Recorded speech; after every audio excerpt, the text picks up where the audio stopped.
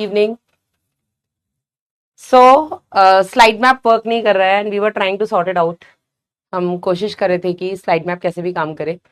उस वजह से अपनी क्लास 5-7 मिनट और डिले हो गई है। uh, वो 12 दिन से मेरे बिना है, मैं इसके बिना हूँ, तो हम लोगों की जो ट्यूनिंग थी वो थोड़ी खराब हो गई है। यस, तो वॉइस आ रही है अभी? हाँ जी। Good evening, good evening. Clear है? हाँ जी। यस। हाँ जी। हाँ, तो 20 मिनट में 6-10 तो मैंने करवाई थी, उसके बाद जो डिले हुआ है वो स्लाइड मैप की वजह से हुआ है। ऑन ही नहीं हो रहा था, हम क्या करें। यस। चलिए, सो जनन स्वास्थ्य, रिप्रोडक्टिव हेल्थ, लेक्चर नंबर 3 करेंगे। अब तक हमने जो भी पढ़ा है इस चैप्टर में आपको क्लियर है? पहले क्लास में हमने केवल इंट्रो पार्ट देखा था, क्या होता है स्वास्थ्य, जनन स्वास्थ्य।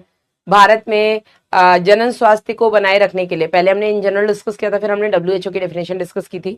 भारत में इन जनरल जनन स्वास्थ्य को बनाए रखने के लिए आरसीएच, जो कि फैमिली प्लानिंग, फैमिली वेलफेयर के अंडर पे आता है, और आरसीएच ने कैसे काम किया है, क्या क्या काम किया है, क्या उसके काम है, इन सब पर हमने बात किया। आरसीएच क्या होता है आपको वो भी पता होना चाहिए, reproductive and child health care programmes. Bharat में 1951 में फैमिली प्लानिंग को लागू किया गया था। 1951 ईयर बहुत इंपॉर्टेंट है। इसके अलावा बेटा आरसीएच करता क्या है, तो इसका सबसे पहला काम है लोगों को जागरूक करना, जनन संबंधी या जनन स्वास्थ्य संबंधी जो भी पहलू है उन पर। दूसरा इसका काम है कि जनन स्वास्थ्य संबंधी सुविधाएं प्रदान करना, लोगों तक घर घर सुविधाएं पहुंचाना। और तीसरा बेटा इसका काम होता है कि जो सुविधाएं हमने प्रदान की हैं, जो हम जागरूकता प्रोग्राम्स, अवेयरनेस प्रोग्राम्स चला रहे हैं, उनको लेकर के उनका मूल्यांकन करना कि जो आप प्रोग्राम्स प्रोवाइड कर रहे हो, या सॉरी जो भी आप आरसीएच के अंडर में लोगों को जागरूक कर रहे हैं, आप जो उनको सुविधाएं दे रहे हैं, उनका लाभ क्या हो रहा है। ठीक है ना। स्लाइड मैप नहीं काम कर रहा है यार, तुम लोग मतलब बिल्कुल ही बहरे बहरे हो क्या क्लास में? अभी मैंने बोला ना क्लास लेट इसलिए हुई है क्योंकि स्लाइड मैप काम नहीं कर रहा है, हम उसमें लगे हुए थे। मैम ईयर लिख दीजिए। अंश मौर्य, आपने पिछली 2 क्लासेस अटेंड नहीं की है बेटा, दोनों क्लास में मैंने ईयर लिखा है। पहली क्लास में प्रॉपर लिखा है, दूसरी क्लास में मैंने वो पहली स्लाइड में रफली लिखा था। ठीक है, यहां तक हमने लास्ट क्लास में बात कर ली थी। ठीक है, कैसे लोगों को जागरूक किया गया हमने उस पर बात की। हमने जागरूकता के अंदर ही एक एमनियोसिंथेसिस उल्ब वेदन प्रोग्राम पर डिस्कस किया था, या उल्ब वेदन जो तकनीक है, प्रक्रिया है, हमने उस पर डिस्कस किया था।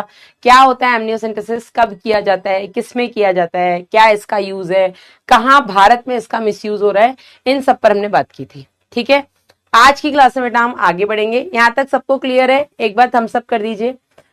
आज की क्लास में हम बात करेंगे जनसंख्या स्थायीकरण और जन्म नियंत्रण पे, population stabilisation and population control. Ma'am आप गुस्सा मत हो प्लीज यार, तुम लोगों को मेरे गुस्से होने से कितना फर्क पड़ता है? तुम लोगों को अपने साथ बैठे इन बेवकूफों से फर्क नहीं पड़ता जहां पे आके फालतू बकवास कर रहे हैं। मोहन सर को कॉल करो। क्यों कॉल करूं? चलिए। हाँ जी।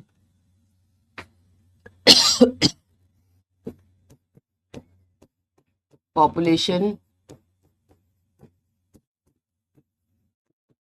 स्टेबलाइजेशन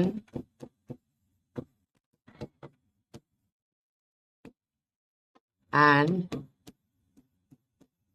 पॉपुलेशन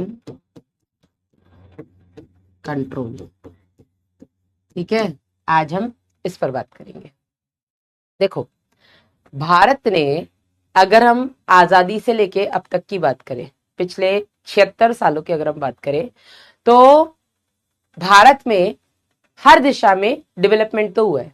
चाहे वो आईटी टेक्नोलॉजी, मतलब हम आईटी की या टेक्नोलॉजी की बात करें, चाहे हम अपनी हेल्थ केयर फैसिलिटीज की बात करें, चाहे हम अपने एग्रीकल्चरल फील्ड की बात करें, आप किसी भी फील्ड में बात कर लो। ठीक है, आप किसी भी फील्ड में बात कर लो। कभी अपने पेरेंट्स के साथ बैठो, आप अगर अपने ग्रैंड पेरेंट्स के साथ रहते कभी उनसे बात करो। ठीक है, पहले कैसे वो एक जगह से दूसरी जगह ट्रैवल करते थे, तुम्हारे पिताजी ने कैसे ट्रैवल करना शुरू किया, और तुम कैसे ट्रैवल कर रहे हो, तुम्हारी आने वाली पीढ़ी कैसे ट्रैवल करने वाली है। ठीक है, दूसरा बेटा ये हो गया आपका मोड ऑफ ट्रांसपोर्टेशन, परिवहन के ऊपर।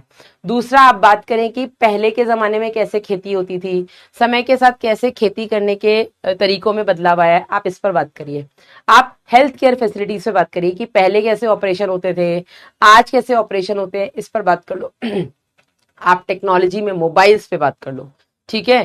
पहले कैसे खत लिखे जाते थे, फिर लैंडलाइन आए, अब व्हाट्सएप आया, फिर आईटी में अब कितनी खतरनाक खतरनाक चीजें आ गई है, ठीक है ना।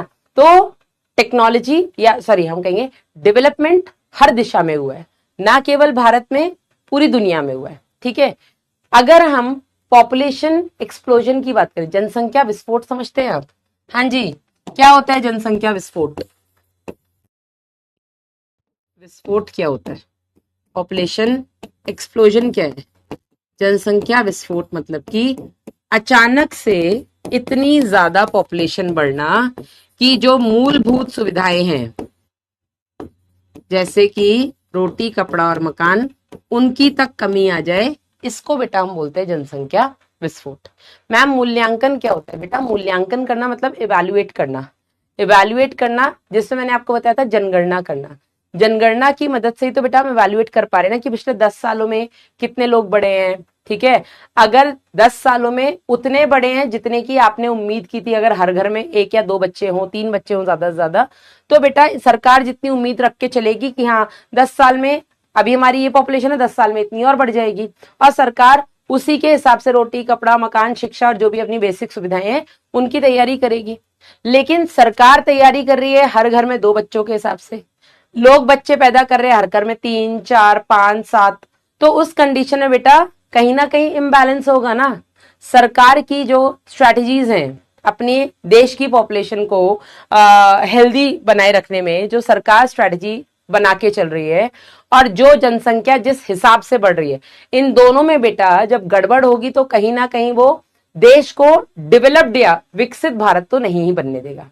वो विकासशील है, चल ही रहा है विकासशील, विकासशील अभी भी है, ठीक है।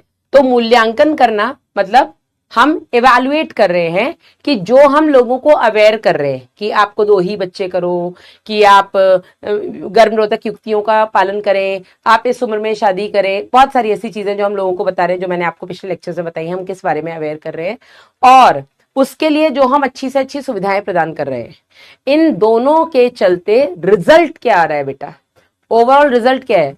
आपकी जनसंख्या कंट्रोल में होनी चाहिए, ठीक है ना। जनसंख्या कंट्रोल रहेगी बेटा तो सरकार अपनी कंट्रोल जनसंख्या जितनी उसको दिमाग में बैठी है कि इतनी जनसंख्या में जिसका भरण पोषण करना है, तो वो उसके हिसाब से स्ट्रैटेजीज बना रही है। लेकिन स्ट्रैटेजीज फेलियर कब होता है? स्ट्रैटेजीज फेलियर तब होता है जैसे कमा रही हूं मैं, सपोज मैं इतना कमा रही हूं कि मैं 2 बच्चे अच्छे से पाल सकती हूँ और हो गए मेरे घर में 4, तो बेटा मेरी कमाई और मेरे घर के बच्चे उनके जो खर्चे, इसमें इम्बैलेंस आएगा। तो कहीं ना कहीं एक जो मैं आज रही हूँ, कहीं ना कहीं मेरी लाइफस्टाइल कम होगी कि नहीं।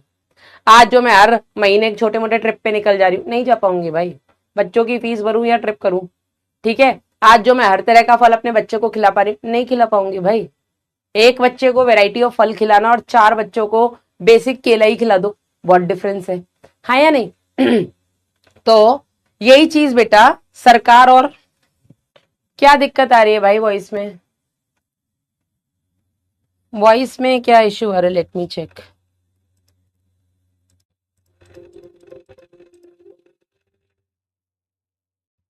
वॉइस में क्या इश्यू है? 1 मिनट रुको बेटा, वॉइस कट रही है। ये सब दिक्कत यार मेरी क्लास में क्यों होते हैं? I am so done with this यार। मैं पढ़ाऊं या मैं तुम्हारे प्रॉब्लम्स देखूं? मतलब ऑब्वियसली तुम्हारे प्रॉब्लम नहीं है वो, पर जो भी है गलत है वो। चेक करवा लेते हैं एक बार, रुको।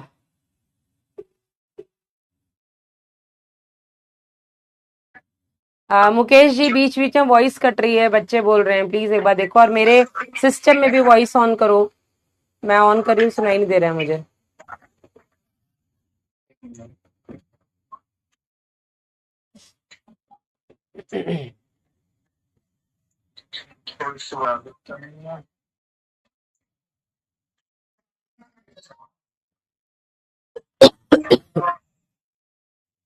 कहाँ अटक रही है, क्यों अटक रही है?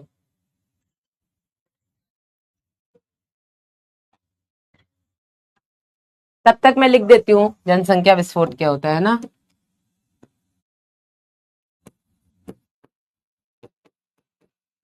निर्धारित समय में अपेक्षा से या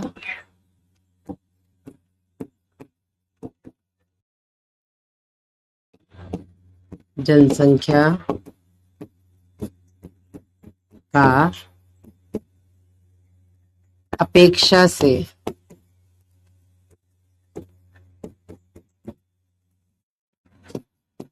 अधिक बढ़ना। ठीक है, दिए गए समय में जितना हमने एक्सपेक्ट किया है कि इतने तो लोग बढ़ेंगे ही बढ़ेंगे, उससे कहीं ज्यादा बढ़ना है इस जनसंख्या विस्फोट। ठीक है, अगर मैं ये मान के चलूं कि एक परिवार में 10 लोग हैं, ठीक है, मतलब 10 कपल्स हैं। एक परिवार, गांव में तो ज्वाइंट फैमिलीज होती है ना, चाचा ताऊ सब हैं, उनके बहू बेटियां साथ हैं, उनके फिर बच्चे हो रहे हैं सब उसी घर में। तो अगर एक परिवार में 10 बहू है, ठीक है, या 10 बेटे बहू है और वो सब जनन वाली उम्र में है, सब बच्चे पैदा कर रहे हैं, तो उम्मीद करके घर का मुखिया चलेगा कि ठीक है, हमारे घर में 10 कपल्स हैं, हम 20 बच्चे एक्सपेक्ट कर लेते हैं। ठीक है, और 20 बच्चों के हिसाब से हर कोई अपने अपने घर में दो दो बच्चों के हिसाब से अपनी रोजी रोटी और वो सब तैयार कर रहा है। लेकिन अचानक से, मतलब कुछ अचानक, ऑब्वियसली प्लान ही होता है ये सब कुछ, या अनप्लान्ड भी है। एनी डेस्क चाहिए? वॉइस क्लियर है? ठीक है, ओके, थैंक यू। अब सबने दो दो बच्चे प्लान सोचे थे कि हम पहला बच्चा कर लेंगे, फिर हम एक और कर लेंगे कुछ सालों बाद। लेकिन कुछ सालों बाद सोचो 10 में से 3 कपल्स को ट्विंस हो गए। तो जो उन लोगों ने 20 बच्चों की उम्मीद करके रखी थी घर में मुखिया ने, वो अचानक से बेटा 23 हो गए। अब किसी को लगा यार उन्होंने 3 किए हैं, उनके 3 हो गए, हम भी ठीक है, बच्चे हैं घर में, ये वो रौनक लगी रहती है जो भी है। तो और 2-3 लोगों ने प्लान किया, अब उनके तीसरे केस में ट्विंस हो गए। हालांकि ट्विंस होना इतना कॉमन है, लेकिन अगर हो गए तो इस कंडीशन में बेटा उन्होंने प्लान क्या किया था, 20 बच्चे हमारे घर में रहेंगे, 23 हो गए, फिर उसके बाद 3 लोगों के और ट्विंस हो गए, 29 बच्चे हो गए। तो ये हो गया बेटा विस्फोट। अब उस घर में भाई संभालना मुश्किल है, इतने सारे बच्चे हो गए। तो ये तो खैर छोटा सा एग्जाम्पल मैं एक फैमिली का दे रही हूं, लेकिन जब हम एक छोटे से गांव की बात करते हैं, हम किसी कस्बे की, राज्य की, या पूरे देश की बात करते हैं, तो उस देश में बेटा जो जनसंख्या बढ़ती है वो 2, 4, 10, 20 ऐसे नहीं बढ़ती है, वो बढ़ती है लाखों और करोड़ों में। ठीक है, और सोचो अचानक से 1 करोड़ लोग बढ़ जा रहे हैं।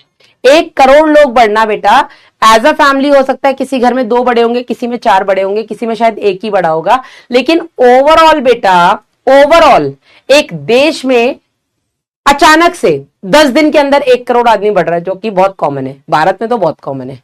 ठीक है, यहाँ हर कुछ सेकंड्स के अंदर एक डिलीवरी हो रही है। तो कुछ हफ्ते में, एक हफ्ते के अंदर सोचो 1 करोड़ आदमी बढ़ जाए, तो इसको हम बोलते हैं विस्फोट। ठीक है ना, एक्सप्लोजन, एकदम से जनसंख्या का बढ़ना। अब बेटा अगर हम पॉपुलेशन एक्सप्लोजन में बात करते हैं, तो यहां पर इस चीज का जिक्र करना बहुत जरूरी है कि विश्व और भारत की जनसंख्या में किस तरीके से बढ़ोतरी देखने को मिली है।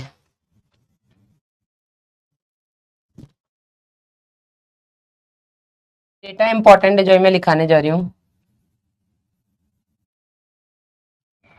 लो भैया, अब ये हैंग हो गए हैं, क्या किया जाए भाई, मुझे कोई पढ़ाने ही नहीं देता है, मैं क्या करूं। वॉइस कट रही है बेटा, यहां से मुझे बोला जा रहा है वॉइस क्लियर है। प्लीज मेरे सिस्टम में वॉइस ऑन कर दो, सो दैट मैं भी सुन पाऊं वॉइस कहाँ कट रही है, क्योंकि पहले भी एक बार बच्चों ने बोला था और वो वॉइस मैंने भी सुनी थी कटते हुए। मेरे सिस्टम में भी ऑन कर दो। मोहन सर का बर्थडे है, ठीक है बेटा, मैं विश कर दूंगी, मत परेशान हो तुम लोग।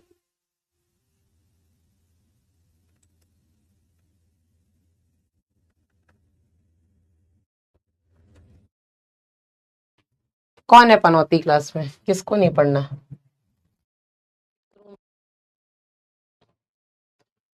अब सही है? स्पैमर है?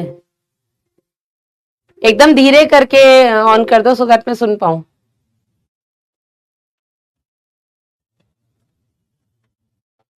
मुझे डेटा लिखाना है।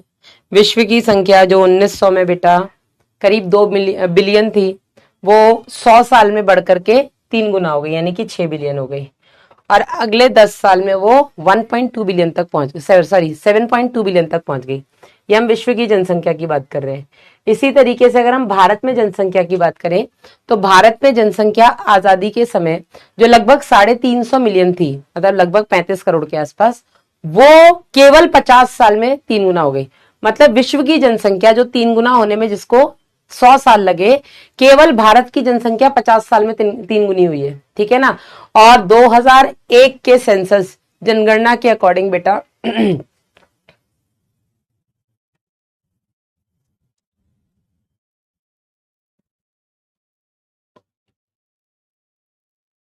क्या किया जाए।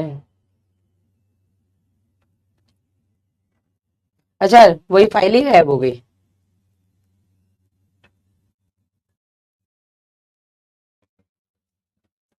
क्या किया जाए।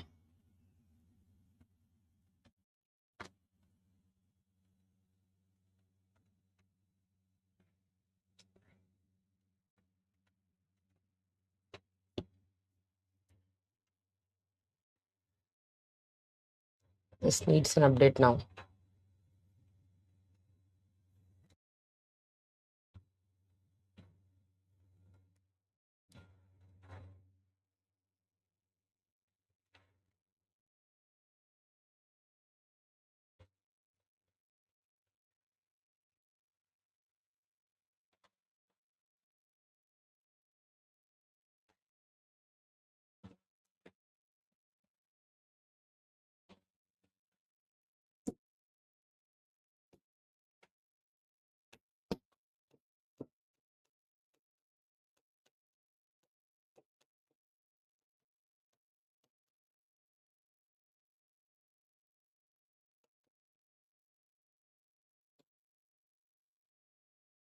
Birth control.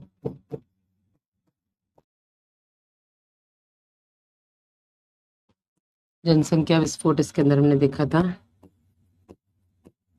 पॉपुलेशन एक्सप्लोजन क्या होता है।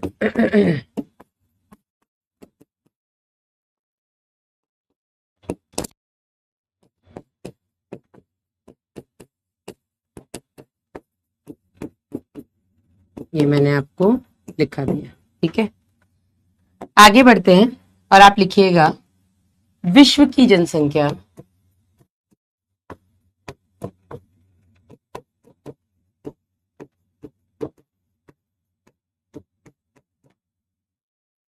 उन्नीस सौ में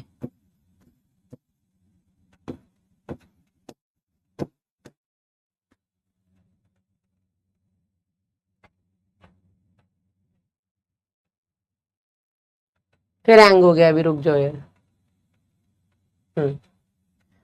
और 2000 में 2011 में। ठीक है, और भारत की जनसंख्या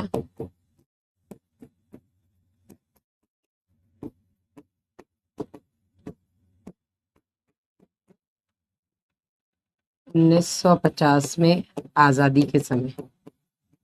ठीक है, और उसके अलावा 2000 में और 2011 में।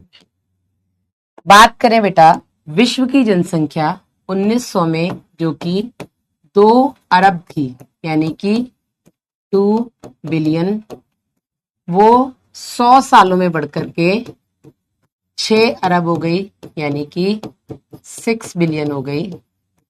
और अगले 11 सालों में ये लगभग 7.2 अरब हो गई, यानी कि 7.2 बिलियन हो गई। ये विश्व की जनसंख्या का ग्रोथ रेट है कि किस तरीके से पूरी दुनिया में ग्रोथ हुई है पॉपुलेशन की।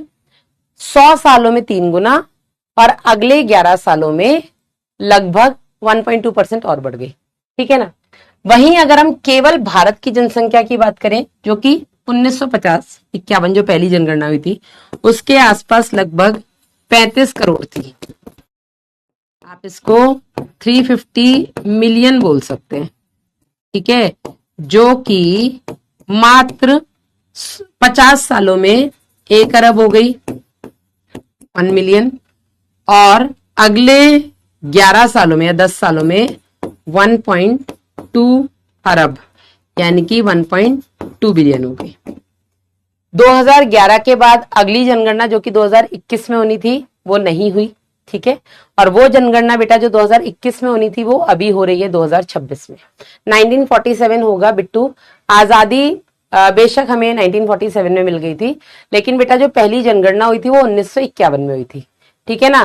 तो आप इसको आजादी के समय ही लिख लो, ठीक है। आप इसको चाहो तो आजादी के समय लिख लो, बहुत सिंपल से टर्म्स में, ठीक है।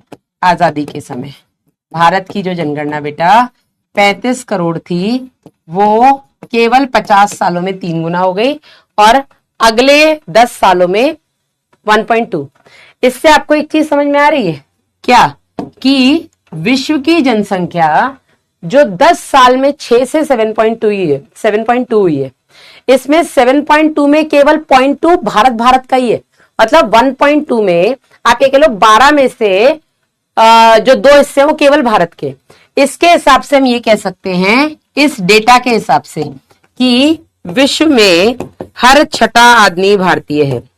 विश्व में हर छठवा जो व्यक्ति है, ठीक है, वो भारतीय इंडियन है। कह सकते हो कि नहीं कह सकते हो? बिल्कुल कह सकते हैं मैम, कह सकते कि नहीं कह सकते? अब ये जो बेटा ये जो पॉपुलेशन ग्रोथ हुई है, ठीक है, 2000 में है ना, 2000 में ये पॉपुलेशन ग्रोथ जो थी, ठीक है, 2000 में ये पॉपुलेशन ग्रोथ बेटा 1.7% थी।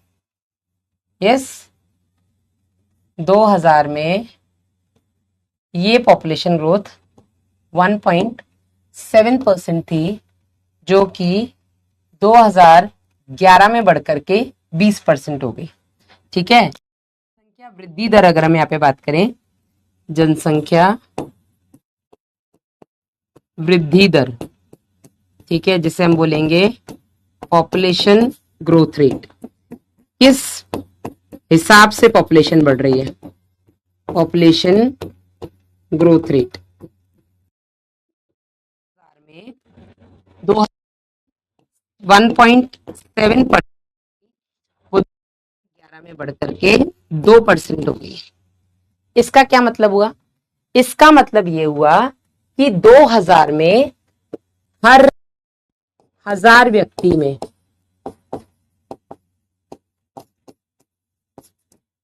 17 का बढ़ना, वो बेटा यहां पर हो गया था प्रत्येक 1000 व्यक्ति में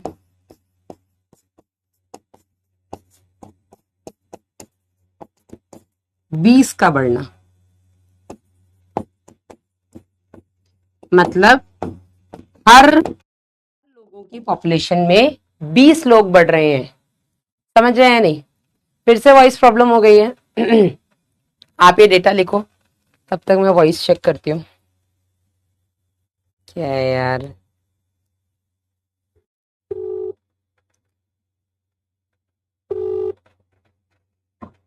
मुकेश जी, मुझे ना पहली बात तो सिस्टम में वॉइस सुनाई नहीं दे रही है। वॉइस फुल है वो मैं भी देख पा रही हूँ, लेकिन सुनाई नहीं दे रही है।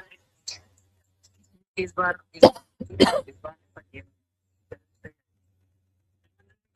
मेरे को क्यों नहीं सुनाई दे रही है? यहाँ तो ऑन है, फिर क्यों नहीं सुनाई दे रही है?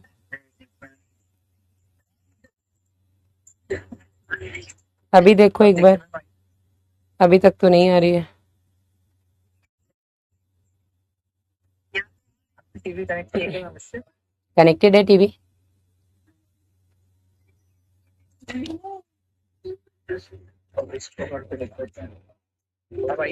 नहीं, अभी भी नहीं आ रही है।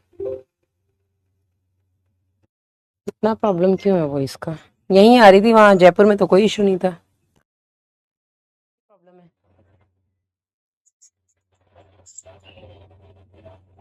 मैम ये माइक आपके पास एक माइक और है, इसको बंद करके वो वाला यूज कर लीजिए, क्योंकि इसमें तो आवाज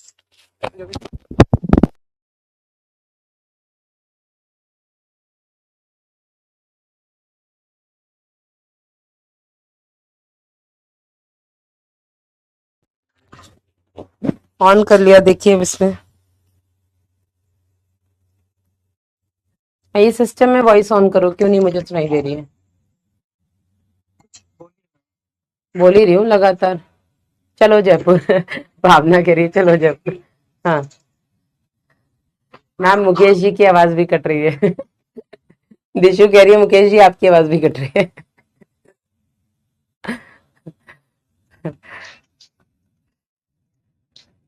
चलो एक बार आप देख लो, है ना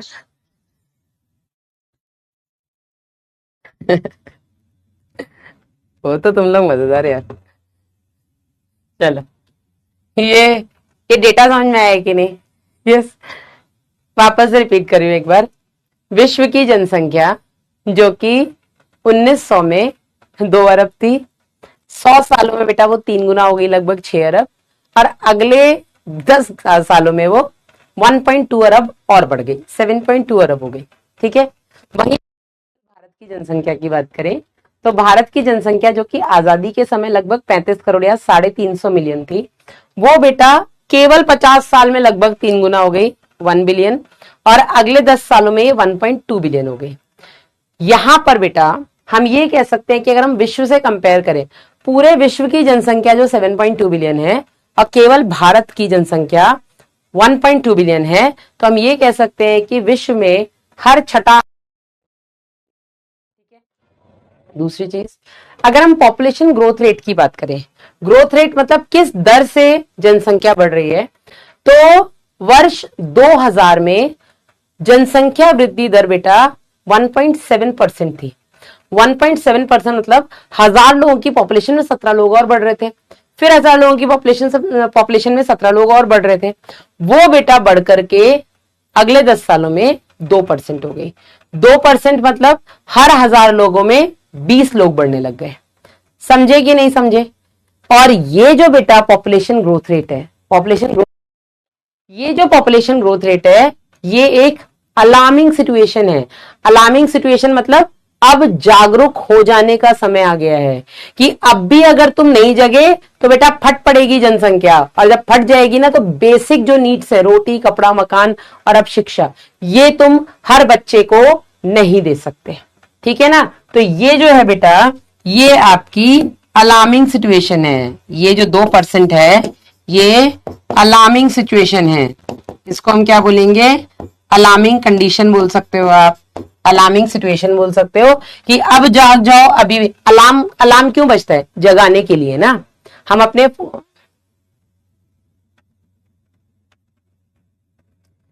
मेरे को फिर ये लगता है आप क्लास खत्म ही कर दो।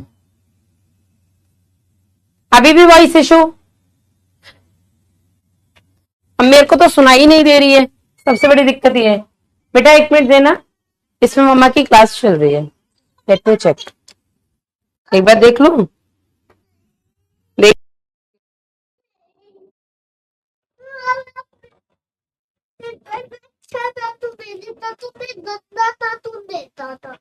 अब मेरे को तो सुनाई नहीं दे रही है, सबसे बड़ी दिक्कत ये है।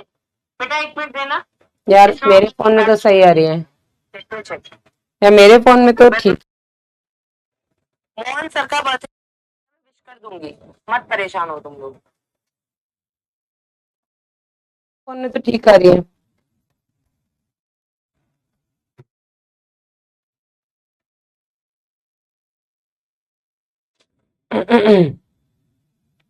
यानी कि 2 बिलियन, हाँ, नो प्रॉब्लम, 100 सालों में अभी क्लियर है। लिखने तो दो, लो भैया लिख लो, पहले तुम लोग लिख लो। हाँ, नो प्रॉब्लम, चलिए लिख लीजिए बेटा, लिख this. No no no, not in this room, out.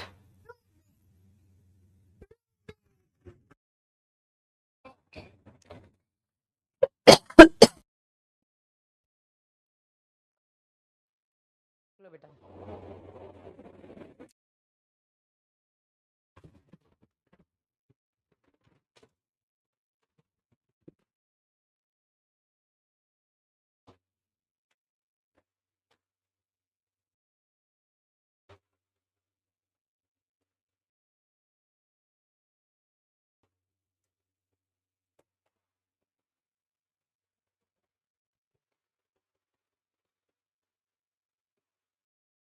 Done. चलो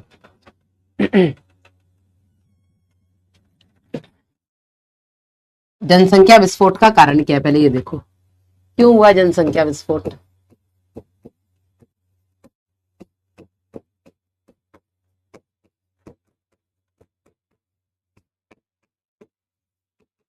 आपको क्या लगता है क्या रीजन रहा होगा जनसंख्या विस्फोट का? अचानक से इतनी पॉपुलेशन, हाँ क्वेश्चन बनता है बेटा, बताएंगे। अचानक से इतनी पॉपुलेशन कैसे हुई होगी? क्या आपको लगता है क्या रीजन रहा होगा इस जनसंख्या विस्फोट का? हाँ जी, क्या रीजन रहा होगा? सबसे पहला, अच्छी स्वास्थ्य सुविधाएं। ये जो हमने इतनी अच्छी हेल्थ केयर फैसिलिटीज बेटा प्रोवाइड करती हैं, जिसके चलते जो डेथ रेट है, जो मृत्यु, वो बहुत कम हुआ है। ठीक है ना? बेहतर स्वास्थ्य सुविधाएं, हेल्थ इंफ्रास्ट्रक्चर या health care facilities, better health care facilities. ठीक है? अच्छी स्वास्थ्य सुविधाएं देने के कारण जो मृत्यु दर है, लोगों के जो मरने का रेट है, मृत्यु दर में गिरावट आई है। ठीक है? जो डेथ रेट है वो कम हुए हैं, डिक्रीज्ड डेथ रेट। पहले लोग मर जाते थे, अब बीमारी होने पे अच्छे से अच्छे हॉस्पिटल्स, इजिली अवेलेबल डॉक्टर्स, ज्यादा मात्राओं में डॉक्टर्स की अवेलेबिलिटी, अच्छी मेडिसिन, अच्छे बीमारियों से बचने के लिए अच्छे से अच्छे वैक्सीन, ये सब बेटा अवेलेबल हैं, जिसकी वजह से जो डेथ रेट है कहीं ना कहीं वो कम नहीं हुआ है, काफी कम हुआ है, काफी कम। पहले कॉलेरा जैसी बीमारी गर्मियों में इतनी फैलती थी कि गांव में मतलब पॉपुलेशन 20-20% तक सिर्फ हैजा से ही खत्म हो जा रही है। हैजा 20% लोग गांव में मर जा रहे हैं, एकदम से कॉलेरा फैला, लोग मर जा रहे हैं। ठीक है? प्लेग जैसी बीमारियों से लोग मर जा रहे हैं, चिकन पॉक्स, स्मॉल पॉक्स जैसी बीमारियों से लोग मर जा रहे हैं, और ऐसा नहीं कि 2-4 लोग मर गए, अच्छे खासे लोग मर जा रहे हैं। ये इसके अलावा बच्चे, क्योंकि घर में डिलीवरीज होती थी, मैंने आपको बताया था, अब घर में डिलीवरीज हो रही है तो बहुत कॉम्प्लिकेशंस हो सकते हैं। बच्चे का वजन ज्यादा है या बच्चे का वजन कम है, बच्चे का वजन ज्यादा है, नॉर्मल डिलीवरी नहीं हो पा रही, मां मर जा रही है, बच्चा भी अंदर मर जा रहा है। बच्चे का वजन बहुत कम है तो बच्चा पैदा हो गया, पैदा होने के बाद जो उसको एडिशनल सपोर्ट चाहिए था वो नहीं मिल पा रहा, तो पैदा होने के बाद बच्चा मर जा रहा है। ठीक है? तो अब वो सब चीजें बहुत कम हो गई हैं, क्योंकि अब डिलीवरीज जो है वो हॉस्पिटल में डॉक्टर्स और नर्सेस की देखरेख में हो रही है। हेलो हाँ जी, हाँ जी, हाँ जी सचिन जी, वॉइस देख लो, ब्रेक हो रही है बीच बीच में, बार बार बच्चे बता रहे हैं।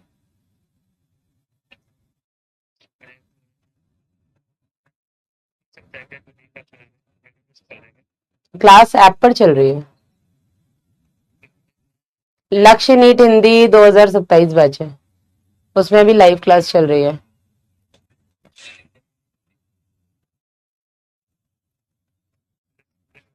लक्ष्य नीट हिंदी 2027। आप एक बार इसमें चेक कर लो, बार बार वॉइस ब्रेक हो रहा है। हम्म। हम्म। और मेरे सिस्टम में मुझे वॉइस नहीं सुनाई दे रही है, उसमें सुनाई दे तो मुझे भी पता लगे ना कि कहाँ पर ब्रेक हो रही है, कहाँ कितनी हो रही है। ये भी नहीं सुनाई दे रहा है मुझे।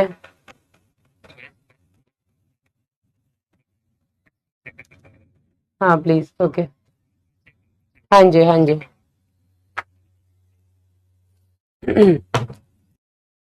मृत्यु दर में गिरावट आई है ना? Because of better health care facilities, ज्यादा अच्छी हेल्थ केयर, मतलब अच्छे हॉस्पिटल, हॉस्पिटल में अच्छी मशीनें, अच्छी दवाइयां, ज्यादा से ज्यादा टीकों की अवेलेबिलिटी। पहले बच्चे कितने मर जाते थे, कितने बच्चे हेपेटाइटिस से मर जा रहे हैं, हेपेटाइटिस मैंने, सॉरी सॉरी सॉरी, हेपेटाइटिस से ऐसे नहीं मरता है, हेपेटाइटिस बी अलग चीज है। ठीक है? कितने बच्चे बेटा पैदा होने के बाद कॉलेरा से, सॉरी निमोनिया से मरते थे। कॉलेरा से तो बड़े बड़े मर जाते थे। निमोनिया जैसी बीमारी बेटा बच्चों में बहुत कॉमन होती है, स्पेशली सर्दियों वगैरह में। कितने बच्चे निमोनिया से मर जा रहे हैं, लेकिन आज की डेट में निमोनिया से बचने के लिए टीके लगा दिए गए हैं, तो अब निमोनिया से कम मरने वालों का जो डेथ रेट है वो काफी कम हुआ है। ठीक है ना। तो ये क्यों हुआ है, क्योंकि हमने अच्छे टीके डेवलप किए। फिर बीमारी होने के बाद लोग मर जा रहे हैं, अब हमने उस चीज को भी कम कर दिया है, क्योंकि हमने बीमारी होने के बाद अच्छी दवाइयां डेवलप कर ली हैं और ज्यादा अच्छे हॉस्पिटल में मशीनरीज वगैरह अवेलेबल है, जिससे कि बच्चों को इमीडिएटली जो साइड सपोर्ट चाहिए होता है वो दे करके हम उनको जिंदा रखते हैं। पोलियो से मरते नहीं है, तुलसी लिख रही है मैडम पोलियो से भी। बेटा पोलियो से मरते नहीं थे, पोलियो से जो बॉडी है वो मतलब चैलेंज हो जाती थी, मतलब हैंडीकैप, बॉडी का कोई पार्ट खराब हो जाता था। ठीक है, पोलियो से मरते नहीं थे, पोलियो से बॉडी के पार्ट जो है वो पूरी तरह से डेवलप नहीं कर पाते थे, जिसकी वजह से हैंडीकैप वाली कैटेगरी में लग जाता था इंसान। ठीक है ना, पोलियो से मरते नहीं थे। पर हाँ चिकन पॉक्स, ये जो चिकन पॉक्स और स्मॉल पॉक्स, इससे कितने बच्चे मर जाते थे। निमोनिया से तो बहुत ही ज्यादा कॉमन था बच्चों का मरना।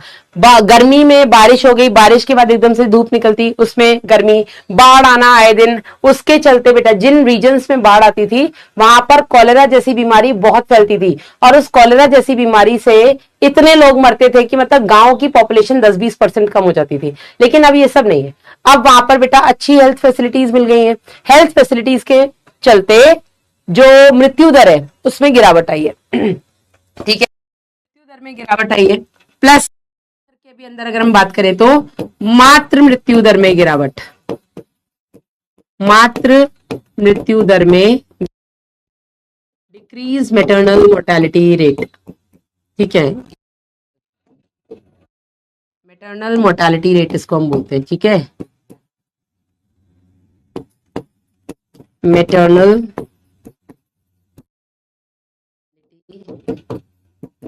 रेट।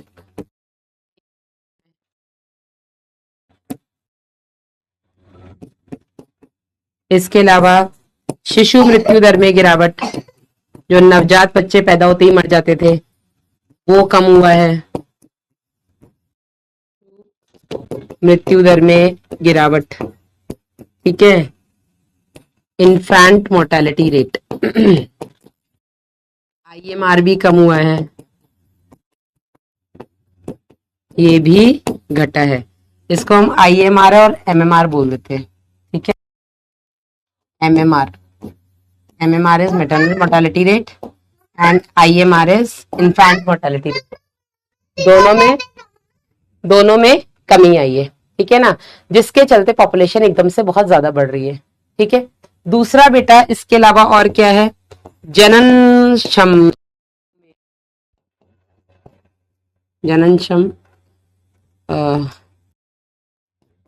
लोगों की संख्या का बढ़ना।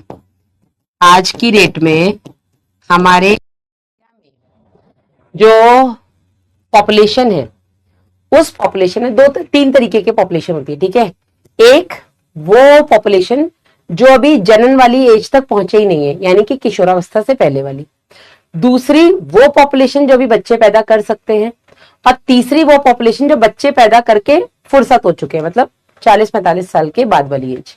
ठीक है ना, इन जनरल तो कोई भी 45-50 साल के बच्चे पैदा नहीं करता है। चलो औरतें तो कर नहीं सकती, आदमी भी नहीं करते, कहते ठीक है पढ़े लिखे तो नहीं करते हैं कि ठीक है हो गया बच्चे हो गए 42 साल तक, इनको पालते पालते ही हम 60-70 साल के हो जाएंगे, तब तक ये इस लायक हो जाएंगे कि नौकरी वोकरी कर ले, शादी कर ले, इतना हम इनको देख लें। हैं तुम 60 साल के हो, तुम बच्चा पैदा कर रहे हो, बच्चा पैदा करके 5-10 साल का हुआ नहीं तब तक तुमने पट लिए, तो ऐसे बेटा नहीं कर सकते ना। तो जनन, अब ये जो मैंने 3 कैटेगरीज बताई है आपको, कि एक वो जो अभी जनन वाली उम्र में पहुंचे नहीं है, दूसरे वो जो जनन वाली उम्र में है जो अभी बच्चे पैदा कर रहे हैं, तीसरे वो जो बच्चे पैदा करके फुर्सत हो चुके हैं। तो भारत में जो जननक्षम लोग हैं अभी, वो लोग मतलब हम इनको यूथ बोलते हैं, युवा है जो भारत का, जो अभी बच्चे पैदा कर रहे हैं, वो उनकी जनसंख्या बेटा अभी करंट में ज्यादा है। लेकिन आपको पता है, मतलब अभी मैं घर गई थी तो मेरी छोटी सिस्टर से हम, मतलब शानू से हम एक दिन वो कुछ बात पे ये बोली कि दीदी पता है आपको अभी ना भारत डिक्लाइनिंग पॉपुलेशन की तरफ बढ़ रहा है। डिक्लाइनिंग पॉपुलेशन की तरफ क्यों बढ़ रहा है कि ठीक है हमसे 10 साल बड़े लोग थे जो उन्होंने 2 बच्चे पैदा कर लिए, 3 कर लिए, किसी ने 10 कर लिए, लेकिन आज की डेट में बेटा हर किसी को अब अच्छी लाइफ चाहिए, लग्जरी चाहिए, और लग्जरी के लिए हर कोई, जो भी, अब कोई 40,000 कमा रहा है महीने का, कोई 20,000 कमा रहा है, कोई 1 लाख कमा रहा है, कोई 5 लाख कमा रहा है, कोई 10 लाख कमा रहा है महीने का, जितना भी कमा रहा है, जो जितना कमा रहा है उसका लाइफस्टाइल वो वैसा जी रहा है। ठीक है, जो 20,000 कमा रहा है वो अपने हिसाब से जी रहा है, जो 2 लाख कमा रहा है वो अपने हिसाब, जो 10 लाख कमा रहा है वो अपने हिसाब से जी रहा है। सबका अपना एक, अगर आप बोल रहे वो तो महीने का 5 लाख कमाता है, उसके पास क्या कमी है? भाई उसके पास भी कमी है, क्योंकि अगर वो 5 लाख कमा रहा है तो वो अपना लाइफ स्टाइल भी 5 लाख के हिसाब से मेंटेन कर रहा है। समझे कि नहीं? तो जो जितना कमा रहा है वो अपने लाइफस्टाइल को वैसे मेंटेन कर रहा है, और सबको उसी चाहिए। वो इंसान जो 50,000 महीने कमा रहा है वो भी कहीं ना कहीं अपने बीच में, उनमें भी लग्जरी वाला फैक्टर है। ठीक है, जो 50,000 कमा रहा है वो महीने में एक बार अच्छे होटल पे बैठ के खा रहा है, मैं ये नहीं कहूंगी 5 स्टार, लेकिन अच्छे होटल पे बैठ के वो अपनी फैमिली के साथ जा रहा है कि महीने में एक दिन हम चलेंगे, चलो एक दिन नहीं जाएंगे, हम साल में बेटा या बेटी के बर्थडे पे हम अच्छे होटल में खाना खा के आएंगे, मम्मी पापा की एनिवर्सरी पे हम होटल पे खाना खा के आएंगे। वो साल में 1 या 2 बार जा रहा है, पर वो जा रहा है। हो सकता है उसी वाले 50,000 वाले में शायद कोई ना जा रहा हो। ठीक है, जो 1 लाख कमा रहा महीने का वो हो सकता है कि छोटी से छोटी चीज में होटल में जाके खाना खा रहा है। जो महीने का 5 लाख कमा रहा है वो हर महीने होटल में जाके खाना खा रहा है। अब यहाँ पे होटल का लेवल बढ़ गया, अलग अलग हो गया। जो 50,000 कमा रहा है वो किसी नॉर्मल ढाबे या रेस्टोरेंट में खा के आ रहा है, जो महीने का 2 लाख कमा रहा है वो किसी जो महीने का 5 लाख वो 5 स्टार होटल में खा रहा है, जो 10 लाख कमा रहा है वो फ्लाइट में खा रहा है। तो सबके अपने अपने स्टैंडर्ड ऑफ लिविंग है, सबकी अपनी अपनी लग्जरी है। सॉरी। और हर कोई वो लग्जरी मेंटेन करना चाहता है। जो ज्यादा कमा रहा है वो अपने बच्चे को उतने ही अच्छे स्कूल में भेज रहा है, और बच्चे को उतने अच्छे स्कूल में भेज रहा है तो बेटा उसकी फीस उसको मारी जा रही है। ठीक है ना, तो वो उसी हिसाब से अपने बच्चे पैदा करेगा। और जिस हिसाब से बेटा महंगाई ने बर्थ कंट्रोल करवाया है बेटा, उस हिसाब से आने वाले समय में ये कहना बिल्कुल गलत नहीं होगा कि भारत की पॉपुलेशन अब डिक्लाइनिंग की तरफ जा रही है। ये जो गवर्नमेंट जागरूकता भी फैला ही रही है ऑब्वियसली कि बच्चे दो ही, अच्छे काम करो ज्यादा अच्छा है। लेकिन बेटा जो काम मैंने आपको पहले ही बताया, जो काम सरकार नहीं कर पाई, जो काम ये गर्भनिरोधक विधियां नहीं कर पाई, वो काम स्कूलों की फीस ने कर दिया है। तो अब कोई बेटा चाहकर भी 4 बच्चे पैदा नहीं कर पा रहा है, अगर वो अपने बच्चों को पढ़ाना चाहता है, अगर वो लग्जरी जीना चाहता है अपने लिए और अपने बच्चों के लिए। ठीक है, तो नहीं पैदा कर पा रहे। वो चाहते हैं कि हमारे 4 बच्चे हो जाए, लेकिन वो 2 का खर्चा उठाने में उनको ये हो रहा है कि बस इन्हीं को हम अच्छा दे दे। ठीक है ना, तो जननक्षम लोगों की जो संख्या है बेटा वो अभी बढ़ी है, इसके चलते बेटा जनसंख्या विस्फोट हुआ है। लेकिन आने वाले समय में लोग भी जागरूक हो रहे हैं, महंगाई भी बढ़ रही है, बहुत सारे ऐसे कारण है जिसके चलते जो टाइम मतलब अपना जनसंख्या है वो अब डिक्लाइनिंग की तरफ जा रही है। ठीक है, अभी ये ऑन डेटा नहीं आएगा, ऑन रिकॉर्ड नहीं आएगा, ये ऑन रिकॉर्ड आएगा आज से 10 साल बाद जो जनगणना होगी, उसमें कहीं ना कहीं ये देखने को मिल सकता है। लेकिन फिलहाल तो बेटा ये है कि जो जनसंख्या विस्फोट है बहुत अच्छे खासे लेवल पे हो रहा है, बहुत ज्यादा अपने आप पॉपुलेशन बढ़ रही है, और उसका रीजन ये है कि अच्छी हेल्थ केयर फैसिलिटीज के चलते जो लोग आए दिन मर जाते थे अब नहीं मर रहे हैं। लोग कैंसर से मर जाते थे, एड्स से मर जाते थे, टीबी से मर जाते थे, अब नहीं। टीबी से कितने लोग मरते थे आपको पता है? अब नहीं मरते। अब टीबी से नहीं मरेगा, टीबी के पीछे अगर एड्स है तो मर जाएगा। सिर्फ टीबी के लिए तो बेटा इतनी अच्छी मेडिसिन सरकारी अस्पतालों में फ्री में मिल रही है। 6 महीने का कोर्स कर लो, ज्यादा खतरनाक है 9 महीने कर लो, 1 साल कर लो, 1.5 साल कर लो। अब टीबी से नहीं मर रहे लोग इतनी जल्दी। पहले टीबी से मर जाते थे, घर के 2-4 लोग तो टीबी से ही निपट गए। ठीक है ना, एक्सीडेंट हो गया, अब एक्सीडेंट से फिर भी मर रहे। ठीक है, अब मृत्यु दर में गिरावट आई है। जो मेटरनल मोर्टालिटी रेट है, मेटरनल मोर्टालिटी रेट मतलब मात्र मृत्यु दर। मात्र मृत्यु दर मतलब हम यहाँ पे उन माओ को कंसिडर करेंगे जो डिलीवरी होने के दौरान मर रही हैं। ठीक है, ये कम हो रही है क्योंकि अब हॉस्पिटल असिस्टेड डिलीवरीज हो रही हैं। पहले घरों में डिलीवरीज होती थी, मर जाती थी औरतें, अब हॉस्पिटल में डॉक्टर्स और नर्सेस की देखरेख में हो रही, तो कहीं ना कहीं अच्छी सुविधाएं मिल रही हैं। कोटा जैसा केस ना हो तो और अच्छा। ठीक है, शिशु मृत्यु दर में गिरावट आई है। जो बच्चे पैदा होते ही मर जा रहे थे साल भर के अंदर, कहीं ना कहीं अच्छी हेल्थ केयर फैसिलिटीज की वजह से अब उनको भी बचा लिया जा रहा है। ठीक है, तो ये तो बेटा बेहतर स्वास्थ्य सुविधाओं के कारण हो गया। इसके अलावा बेटा जननक्षम लोगों की संख्या में बढ़ोतरी हुई है। वो लोग जो अभी बच्चे पैदा कर रहे हैं, कर सकते हैं, अभी समाज में उन लोगों की संख्या, जिसकी वजह से पॉपुलेशन ज्यादा बढ़ रही है। समझे कि नहीं? यहां तक क्लियर है? तो जनसंख्या विस्फोट के कारण क्या है, क्लियर हुआ?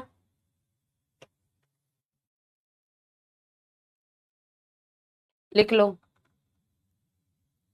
Ma'am please check voice.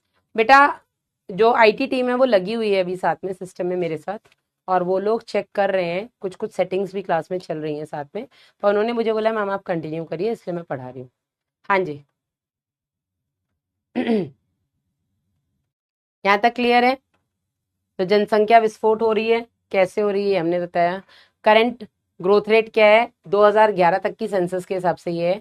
अब जो 2021 में 2026 में जो जनगणना हो रही है, इसके हिसाब से बहुत खतरनाक ग्रोथ रेट निकल के आने वाला है, आपको पता है, आप सोच भी नहीं सकते। इधर बेटा अच्छी बताइए, जनसंख्या जो विस्फोट हो रहा है अचानक से, जो इतनी पॉपुलेशन बढ़ रही है, इसका कारण क्या है? इसका कारण ये सारे हैं, ठीक है ना। आगे बढ़ते हैं, कैसे इसको कंट्रोल, इसका अगर हम नियंत्रण देखें, कंट्रोल, तो नियंत्रण के लिए सरकार ने कई सारे, ठीक है, इसके नियंत्रण के लिए बर्थ कंट्रोल प्रोग्राम्स चल रहे हैं, ठीक है, जन्म नियंत्रण,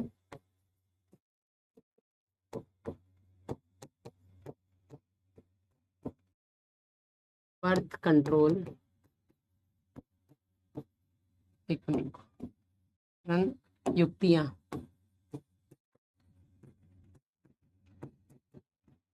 वासु नोज से ब्रीथ करो, yes good, birth control methods को बढ़ावा दिया जा रहा है, उनको प्रमोट किया जा रहा है, लोगों के बीच उनको अपनाने के लिए प्रोत्साहित किया जा रहा है, ठीक है ना। तो जन नियंत्रण युक्तियों को अपनाने के लिए लोगों को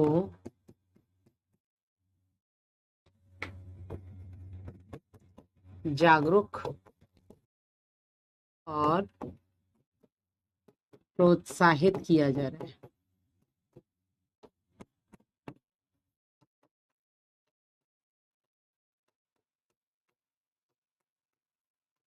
अब आप कहेंगे मैडम जागरूक किया जा रहा है, ये तो पता है, ठीक है, लोगों को अवेयर किया जा रहा है, आरसीएच कर रहा है, पर मैडम प्रोत्साहित कैसे किया जा रहा है? हाँ, तो जागरूक करने में हम लोगों को बता रहे हैं कि आप ये तरीके अपनाइए, आप ये करिए, इससे बच्चे नहीं होंगे, ठीक है, बच्चे दो ही करो। तो जागरूक करने में बेटा हमने उनको युक्तियों के बारे में बताया, हमने उनको युक्तियां बताई कि क्या क्या तरीके हैं जिससे आप मेथड्स, मतलब क्या क्या मेथड्स हैं या क्या क्या तरीके हैं जिनको आप अपना करके आ, बच्चे पैदा होने से रोक सकते हो, ठीक है। जागरूक करने में बेटा हमने जगह जगह पोस्टर्स लगाए, ठीक है, हमने पोस्टर्स लगाए जिनमें कुछ ऐसे स्लोगन्स लिखे हैं जैसे बच्चे दो ही अच्छे, ठीक है, बच्चे दो ही अच्छे, हम दो हमारे दो, हम दो हमारे दो, ठीक है, छोटा परिवार सुखी परिवार, ये कुछ तरीके जिसके थ्रू विजुलाइज करवा करके लोगों को बताया जा रहा है भैया कि छोटा परिवार क्यों अच्छा है, क्यों तुम जन्म नियंत्रण करो। अब उनको प्रोत्साहित कैसे किया जा रहा है, उनको कैसे मोटिवेट किया जा रहा है कि आप दो ही करो, तो मोटिवेट करने के बेटा हमारे पास अलग तरीके हैं। इसमें हम क्या कर रहे हैं, इसमें हम छोटे परिवार,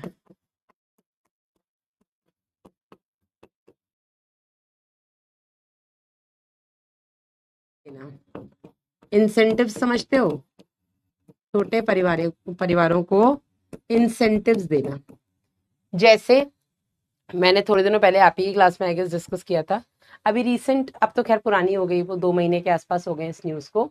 महाराष्ट्र के किसी गांव में एक आदमी था जिसके 3 बेटियां थी, ठीक है, और बेटा भी था, पता नहीं जो जो भी था, उसके 2-3 बच्चे थे।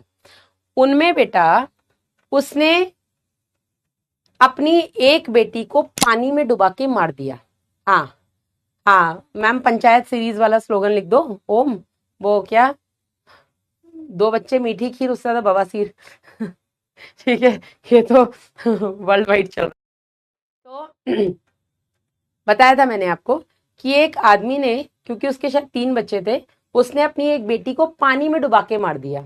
क्यों डुबा के मार दिया? क्योंकि उस गांव में उसको शायद किसी इलेक्शन के लिए खड़ा होना था, और उस इलेक्शन में खड़े होने की एक कंडीशन थी कि अगर आप हम दो हमारे दो वाले उसमें आते हैं तो ही आप इस इलेक्शन में खड़े हो सकते हैं। अगर आप खुद ही गवर्नमेंट के जो नॉर्म्स है उनको फॉलो नहीं करेंगे तो आप कैसे एक आइडल बनेंगे किसी भी उसके लिए, समाज के लिए।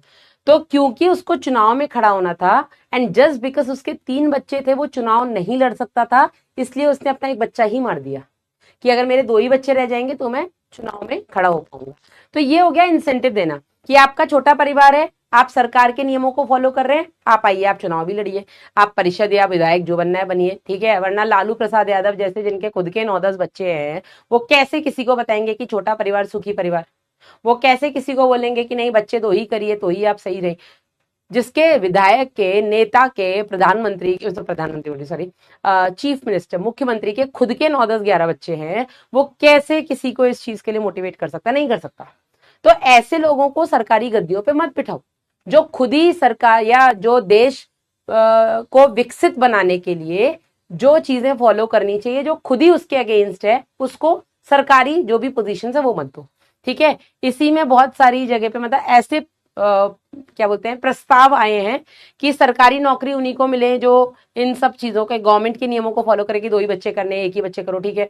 सरकारी नौकरी उनको दो, जिनके पास ज्यादा बच्चे उनको सरकारी नौकरियों से निकाल दिया जाए, उनको वो जो सरकार जो गरीबी भत्ता वगैरह देती है वो भी उन्हीं को दे जो सरकारी नियम। अब जो 10 बच्चे करके बैठा है उसको गरीबी भत्ता, भैया 10 बच्चे पैदा करोगे तो गरीब ही रहोगे, अनटिल अनलेस तुम कोई 2 नंबर का काम नहीं कर रहे हो, ठीक है ना। तो ऐसे बेटा ये है इंसेंटिव देना, कि छोटे परिवारों को इंसेंटिव देना, छोटे परिवार वालों को सरकारी नौकरी में प्रेफरेंस देना, छोटे परिवार वालों को इलेक्शंस वगैरह में खड़ा होने देना, छोटे मेरी दादी आपका लेक्चर देख रही है।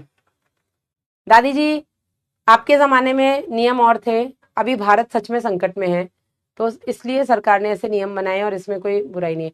Elon Musk, Anjali, Elon Musk जिस देश में रहते हैं वहां पे ये जनसंख्या विस्फोट वाली प्रॉब्लम ही नहीं है बेटा, है ना। इलॉन मस्क के पास अथाह है, ठीक है, वहां तो उल्टा लोग बच्चे कर ही नहीं रहे, वहां पे ये प्रॉब्लम है।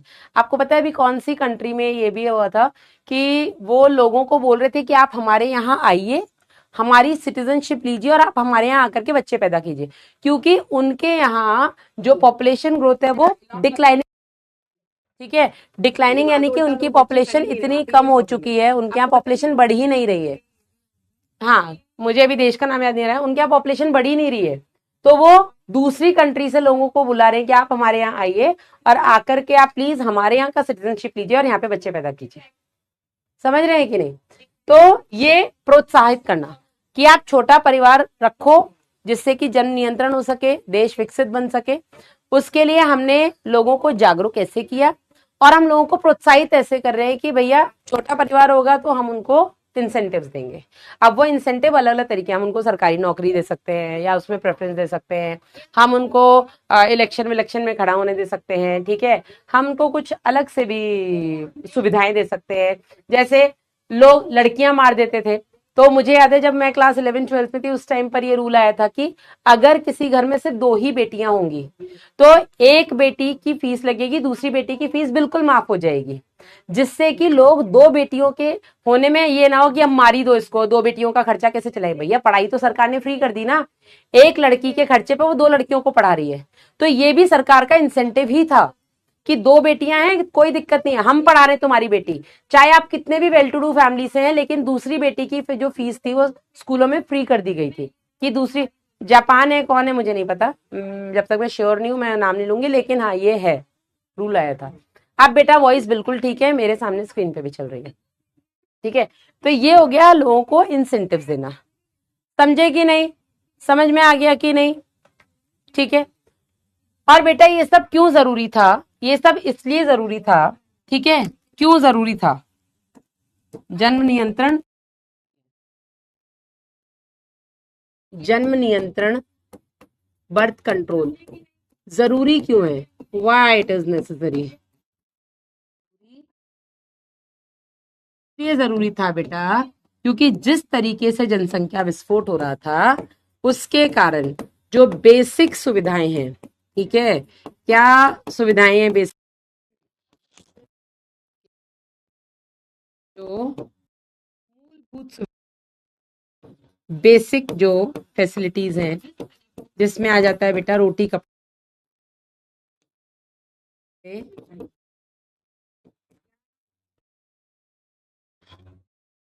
भोजन,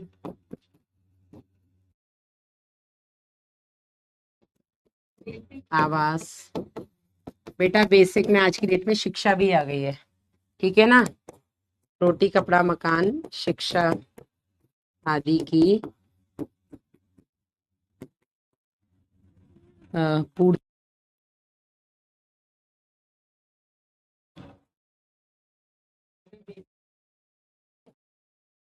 नहीं है, ठीक है।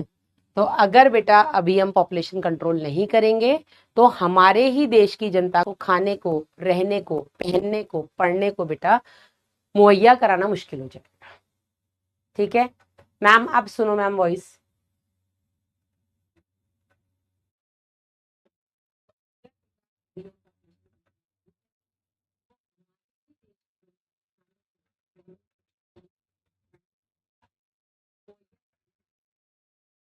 क्लियर आ रही है? चलो, जन नियंत्रण विधि क्या होती है, क्या जन नियंत्रण युक्तियां जिनको हम बोलते हैं बर्थ कंट्रोल मेथड्स, ठीक है। तो गर्भ निरोधक युक्तियां,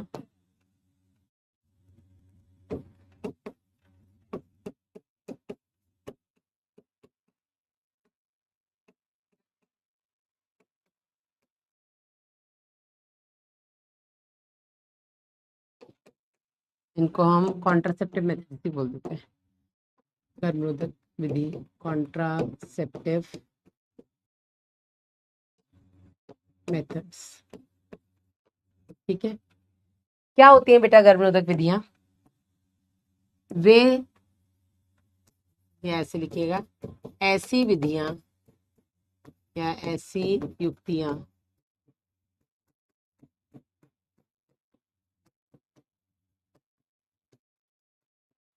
जिन्हें अपनाने से या जिन्हें उपयोग करने या अपनाने से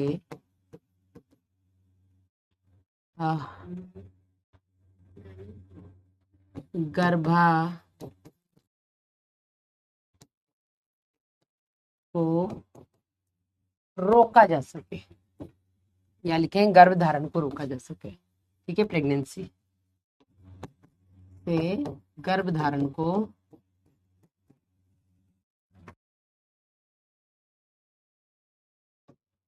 ठीक है। तो वो मेथड्स बेटा जिनको अगर हम यूज करें या जिन्हें अगर हम फॉलो करें तो प्रेगनेंसी ना हो, ठीक है। आपको जितना सेक्सुअल इंटरकोर्स करना है करो। लो भैया लिख लो, लिखने दो please. Vasu away from eyes, what, you are not watching good cartoons.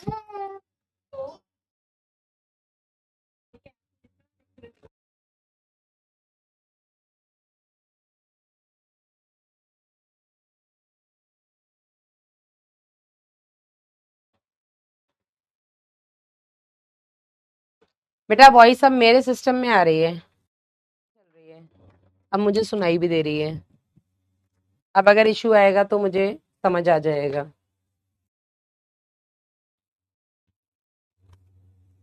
Hopefully लिख लिया, ठीक है। क्या होती हैं जन नियंत्रण विधियां या गर्भ निरोधक विधियां जिनको हम कॉन्ट्रासेप्टिव मेथड्स बोलते हैं? ये बेटा ऐसे मेथड्स हैं जिनको अगर कोई भी कपल यूज करे तो इनके यूज करने से प्रेगनेंसी ना हो, गर्भ धारण ना हो, ठीक है। अब कोई भी गर्भ निरोधक विधि में एक आदर्श गर्भ निरोधक विधि की क्या क्या प्रॉपर्टीज होनी चाहिए, ठीक है ना। तो लिखिएगा इसके अंदर,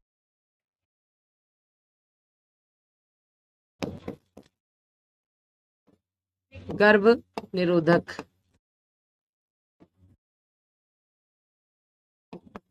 विशेषता, ठीक है, characteristics of an ideal contraceptive method.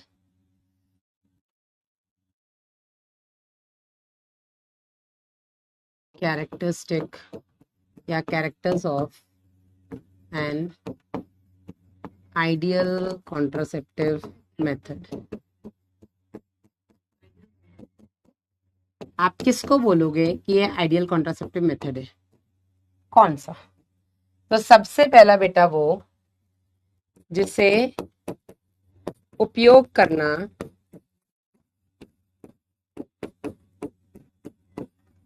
आसान हो, ठीक है, जिसको आप इजीली यूज कर सकते हैं। ऐसा नहीं कि भैया हम ये गर्भनिरोधक विधि इस्तेमाल करने वाले, पर ये तो बड़ी टेक की चीज है, इसको तो सीखने के लिए हमें 2-3 दिन कोर्स करना पड़ेगा या महीने भर का कहीं कोर्स करना पड़ेगा, है ना। तो इजिली यूजेबल हो, इजिली उसको यूज किया जा सके, ऐसे 10 लोगों से पूछना ना पड़े भैया इसका कोई कोर्स चलता है क्या, बता दो हम सीख लें, ठीक है, easy to use,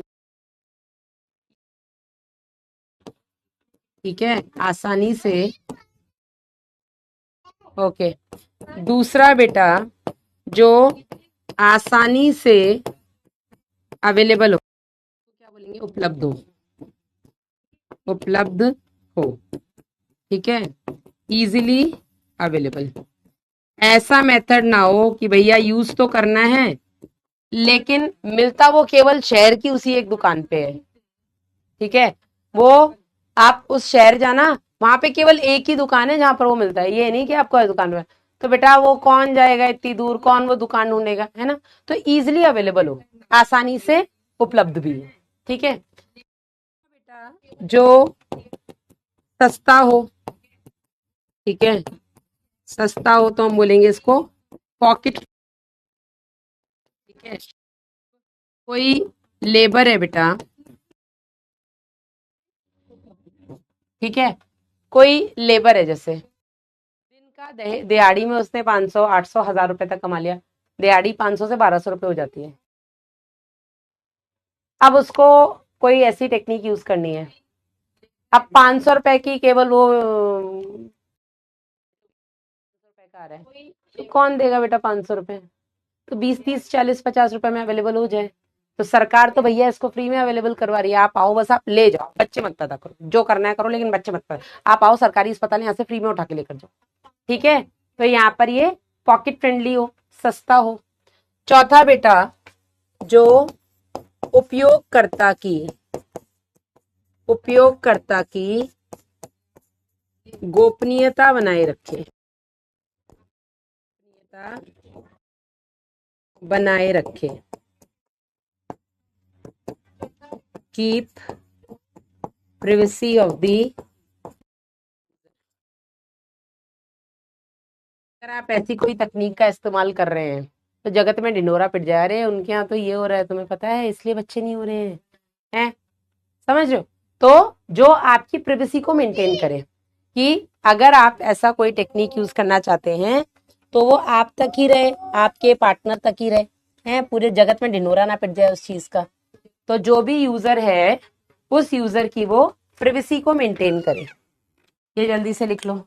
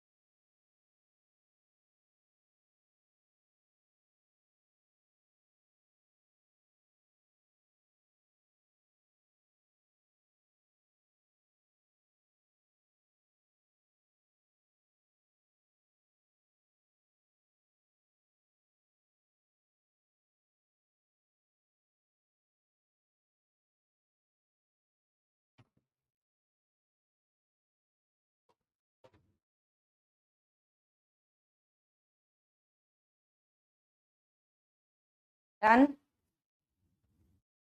next is done, चलो। इसके बाद आता है बेटा और क्या प्रॉपर्टी, उपयोगकर्ता के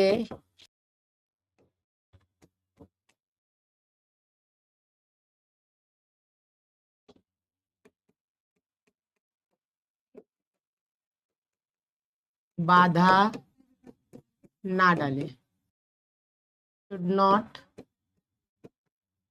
इंटरफेयर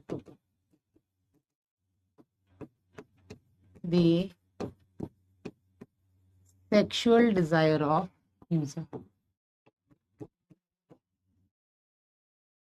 ठीक,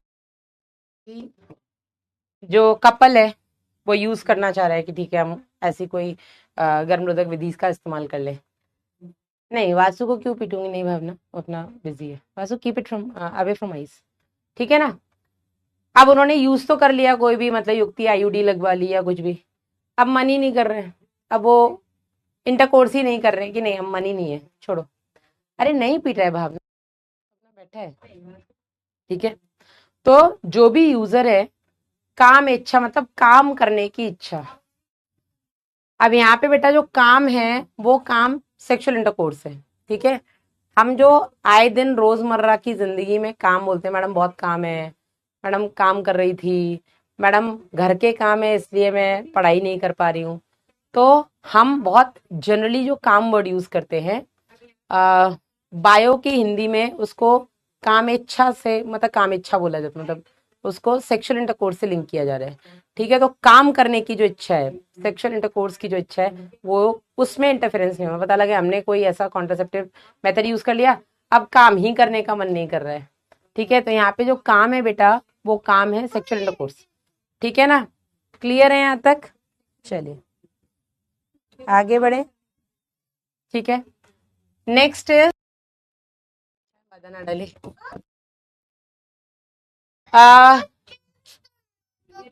रीयूजेबल हो, ठीक है, मतलब बार बार उपयोग की जा सके, वाई। इसके अलावा है बेटा कि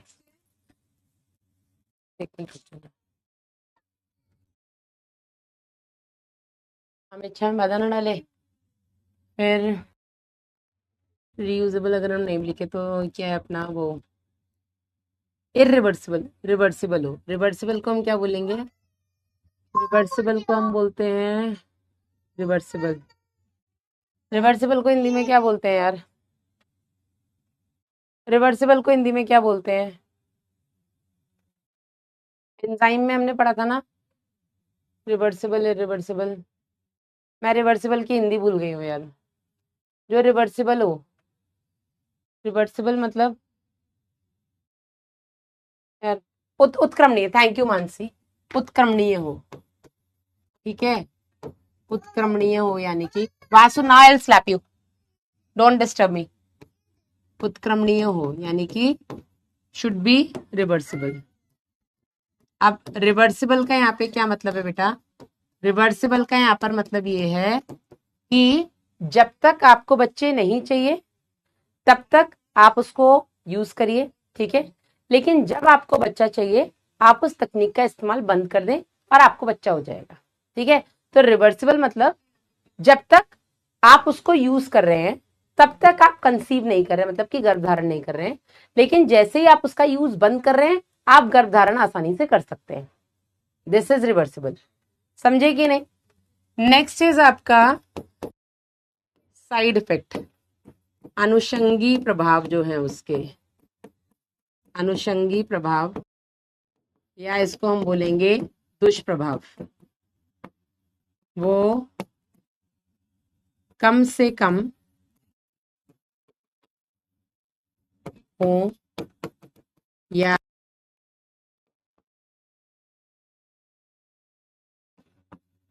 और नो साइड इफेक्ट। अगर आप ऐसा कोई गर्भनिरोधक विधि का इस्तेमाल कर रहे हैं तो या तो उसका साइड इफेक्ट ना ही हो, और अगर हो तो कम से कम हो, ठीक है ना। हाँ, इसके भी साइड इफेक्ट्स होते हैं, बिल्कुल होते हैं भावना, क्यों नहीं होते हैं। गोलियां खा रहे हैं तो जैसे बच्चा नहीं करना, गोलियां खा रहे हैं तो गोलियां खाने पर चक्कर आना, जी घबराना, ऐसा लगना उल्टी सी आ जाएगी, ठीक है। या बहुत रेयर केसेस में, लेकिन हाँ ऐसा देखने को मिलता है कि जो महिलाएं सालों गोलियां खाती हैं बच्चे नहीं पैदा करने के लिए, उनमें ब्रेस्ट कैंसर की जो संभावना है वो नॉर्मल फीमेल्स जो कि गोलियां नहीं खा रही हैं उनकी तुलना में कहीं ज्यादा है। ठीक है, क्योंकि ये गोलियां हैं तो सहेली को अगर हम छोड़ दें, जो हम आगे पढ़ेंगे, सहेली के अलावा मार्केट में जो भी गोलियां अवेलेबल हैं बच्चे नहीं पैदा करने की, उनमें बेटा स्टेरॉइड्स हैं, उनमें हॉर्मोन्स हैं, उनमें एस्ट्रोजन प्रोजेस्टेरॉन नाम के हॉर्मोन्स हैं। और ये बेटा जो हॉर्मोन्स हैं कहीं ना कहीं ये बहुत अच्छे नहीं है आपकी बॉडी के लिए। ठीक है, एक लिमिट में जितने अच्छे हैं उतना बॉडी निकाल रही है, लेकिन आप जो एडिशनल गोलियों की मदद से ले रहे हो बेटा, ये कहीं ना कहीं आपकी बॉडी के अंदर कैंसर, ब्रेस्ट कैंसर, फीमेल्स में ब्रेस्ट कैंसर बहुत कॉमन है।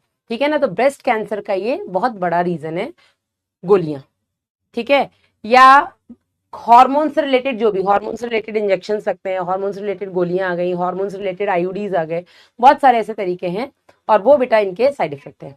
नॉर्मल दवाइयां ले लो तो उसमें चक्कर आ रहा है कि उल्टी का सा मन कर रहा है, ये बेटा इसके साइड इफेक्ट हो सकते हैं। जो लोग कॉपर टी वगैरह जैसे आईयूडीज लगवा लेते हैं अंदर, ठीक है, अपने गर्भाशय में, साइड इफेक्ट है कि इरेगुलर मेंस्ट्रुअल साइकिल हो गई है, कभी भी कॉपर टी निकल जा रही है, अंदर इन्फेक्शन हो गया, तो ये सब साइड इफेक्ट्स ही तो हैं और क्या है। ठीक है, तो नेक्स्ट इज इफेक्टिव हो, प्रभावी हो। ठीक है, प्रभावी हो या इफेक्टिव, कि मैडम हम तो इस्तेमाल कर रहे हैं ये सारे तरीके, लेकिन फिर भी बार बार गर्भधारण हो जा रहा है। और आपको पता है कॉन्डोम, जो कि सबसे कॉमन है, आए दिन लोग इसके बारे में बात भी करते हैं, इजिली मार्केट में अवेलेबल भी है, खूब बिकते हैं। आपको पता है कॉन्डोम्स का 40% से ज्यादा फेलियर रेट है। मतलब 40% से ज्यादा फेलियर रेट का मतलब ये है कि अगर 100 लोग या 100 कपल कॉन्डोम्स का इस्तेमाल कर रहे हैं तो चांसेस है या संभावना है कि 100 में से 40 कपल्स ऐसे हैं जो गर्भधारण कर लें। कॉन्डोम फट गया या फटा हुआ ही था या जो भी रीजन है, तो कॉन्डोम्स का भी फेलियर रेट 40% के आसपास है लगभग। ठीक है, तो अब कोई क्या कहेगा, हमने तो यूज किया था, उसके बाद भी फीमेल ने कंसीव कर लिया, तो ये क्या हुआ कि आपने यूज किया लेकिन वो इफेक्टिव ही नहीं था। समझे कि नहीं, वो प्रभाव, समझे कि नहीं सारे पॉइंट्स का मतलब। तो गर्भनिरोधक विधियां क्या होती हैं बेटा, ऐसी विधियां जिनको अगर कोई कपल इस्तेमाल करता है सेक्सुअल इंटरकोर्स के दौरान, या इनको इस्तेमाल करने के बाद वो सेक्सुअल इंटरकोर्स करता है तो वो गर्भधारण ना करे, मतलब वो कंसीव ना करे, फीमेल प्रेग्नेंट ना हो, they can enjoy there marital life, they can enjoy sexual intercourse, लेकिन वो गर्भधारण ना करे। क्योंकि देखो लाइफ में कोई भी फीमेल ये तो नहीं सोचती कि मैं 10 बच्चे पैदा करूंगी, कोई एक सोचता है, कोई 2 सोचता है, चलो 4 सोच लेता है, लेकिन ऐसा नहीं है कि अगर उनको 4 बच्चे पैदा करने तो वो 4 ही बार सेक्सुअल इंटरकोर्स करेंगे, ऐसा भी जरूरी नहीं है। They can have sexual intercourse multiple times in a day, in a week, in a month, in a year. ठीक है, दिन में, हफ्ते में, महीने में, साल में, कितनी बार वो लोग सेक्सुअल इंटरकोर्स कर सकते हैं, लेकिन हर बार तो बच्चा नहीं पैदा होगा, और क्यों नहीं होगा उसका हमें रीजन पता है। ठीक है, लेकिन जब होने की भी संभावना है तो भी उन्हें नहीं चाहिए, हमें नहीं चाहिए बच्चा, लोग कहते नहीं शादी के 2 साल नहीं चाहिए, किसी को 5 साल नहीं चाहिए, किसी को कभी नहीं चाहिए, तो क्या वो सेक्सुअल इंटरकोर्स ना करें, करो, खूब करो, लेकिन आप कोई कॉन्ट्रासेप्टिव मेथड इस्तेमाल करें। कौन सा कॉन्ट्रासेप्टिव मेथड इस्तेमाल करें उसके बारे में भी हम पढ़ेंगे, लेकिन हम आइडियल किसको बोलेंगे। मैम गांव में तो हम 2 हमारे गिनते रहो, आकर्ष गिनो तुम, तो हम किसको बोलेंगे कि एक आइडियल कॉन्ट्रासेप्टिव मेथड है, कोई है क्या ऐसा, तो आइडियली तो ऐसा कोई भी नहीं है। सबसे पहला बेटा आइडियल कॉन्ट्रासेप्टिव मेथड की विशेषता क्या क्या होनी चाहिए, जो इजी टू यूज हो, इजीली अवेलेबल हो, बहुत ज्यादा महंगा ना हो, जो अगर आप यूज करें तो आपकी प्राइवेसी को मेंटेन करे, जिसको बेटा यूज करने पर आपकी जो सेक्सुअल डिजायर है वो इंटरफेयर ना हो कि भैया यूज कर क्या करो, अरे छोड़ो। ठीक है, जो इफेक्टिव हो, अगर आप यूज कर रहे हो तो कम से कम, अगर आप यूज कर रहे हो तो ना ही हो बच्चे, ये नहीं कि आप यूज लाइन लगी रही है। ठीक है, बार बार फीमेल को जाके गोलियां खानी पड़ रही है, डीएनसी खानी पड़ रही है, उत्क्रमणीय हो, जब तक आप नहीं चाहते हैं बच्चा पैदा करना तब तक आप उनको यूज करें, लेकिन जैसे ही आप उनको छोड़ें आप आसानी से कंसीव कर लें, जिनके साइड इफेक्ट्स कम से कम हो या ना ही हो तो ज्यादा अच्छा है। बेटा एक एक करके सारे पढ़ाऊंगी, मनोज दिवाकर कॉपर्टी भी पढ़ाऊंगी। ठीक है, हाँ जी, यहाँ तक क्लियर है मोहम्मद आसिफ, क्या दिक्कत, हाँ क्लियर है यहाँ तक, चलिए अब गर्भनिरोधक युक्तियां क्या क्या हैं, क्या मेथड्स मार्केट में अवेलेबल हैं?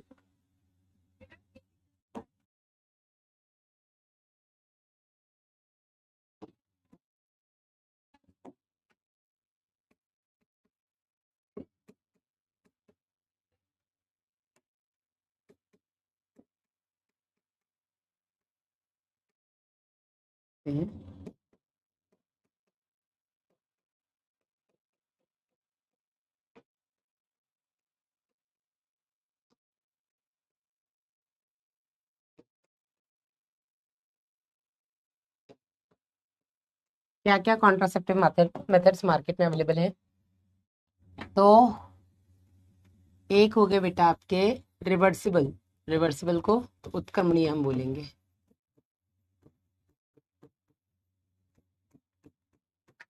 रिवर्सिबल मेथड्स और रिवर्सिबल के साथ साथ हम इनको टेम्पररी मेथड्स भी बोल सकते हैं। ठीक है, रिवर्सिबल या अस्थाई, या ना बोल के हम इनको व लिखते हैं।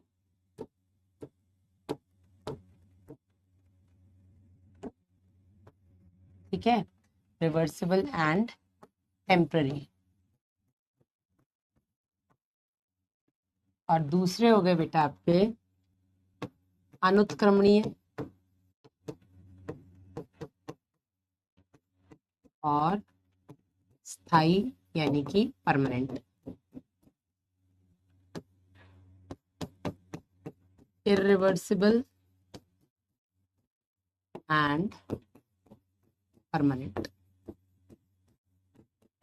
ठीक है, इरिवर्सिबल एंड परमानेंट में जो आता है बेटा वो आता है आपका सर्जिकल मेथड, इसे हम शल्य क्रिया बोल देते हैं।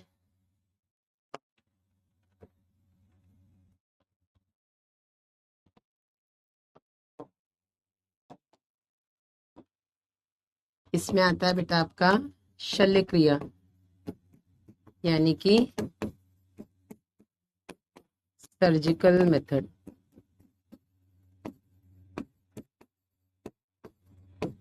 और रिवर्सिबल और टेम्पररी में कई सारे आ जाते हैं।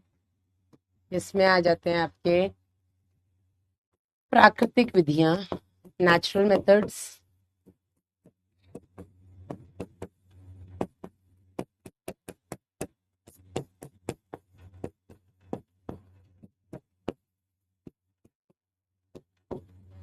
इसमें आ जाते हैं आपके रोध, इन्हें हम बोलते हैं बैरियर। इसमें आ जाती हैं आपकी अंतः गर्भाशय युक्तियां,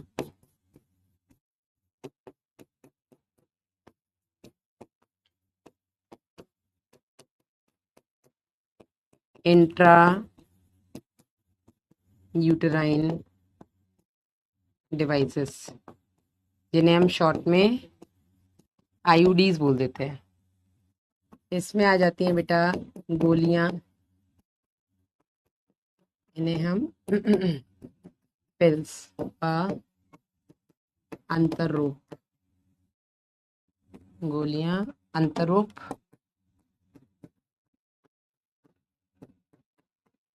इंजेक्शन। ठीक है, पिल्स, इम्प्लांट्स एंड इंजेक्शंस। इन सबको बेटा हम एक एक करके डिटेल में पढ़ेंगे। इसके बाद हम बात करेंगे आपके एमटीपी पे, एसटीडीज, इनफर्टिलिटी। कॉपी टेढ़ी करें क्या मुकेश? सीधी में भी आ जाएगा, ज्यादा नहीं है, 5 ही तो है। टेढ़ी करनी है, टेढ़ी भी कर सकते हैं। हाँ जी, away from eyes, away from eyes Vasu.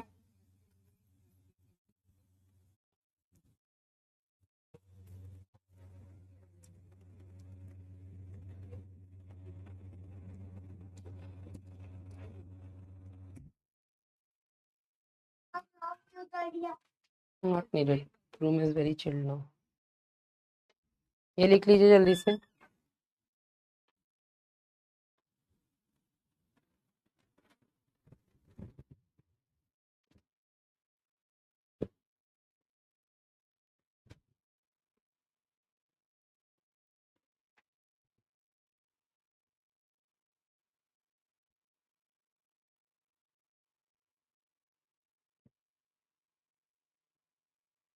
लिख लो लिख लो।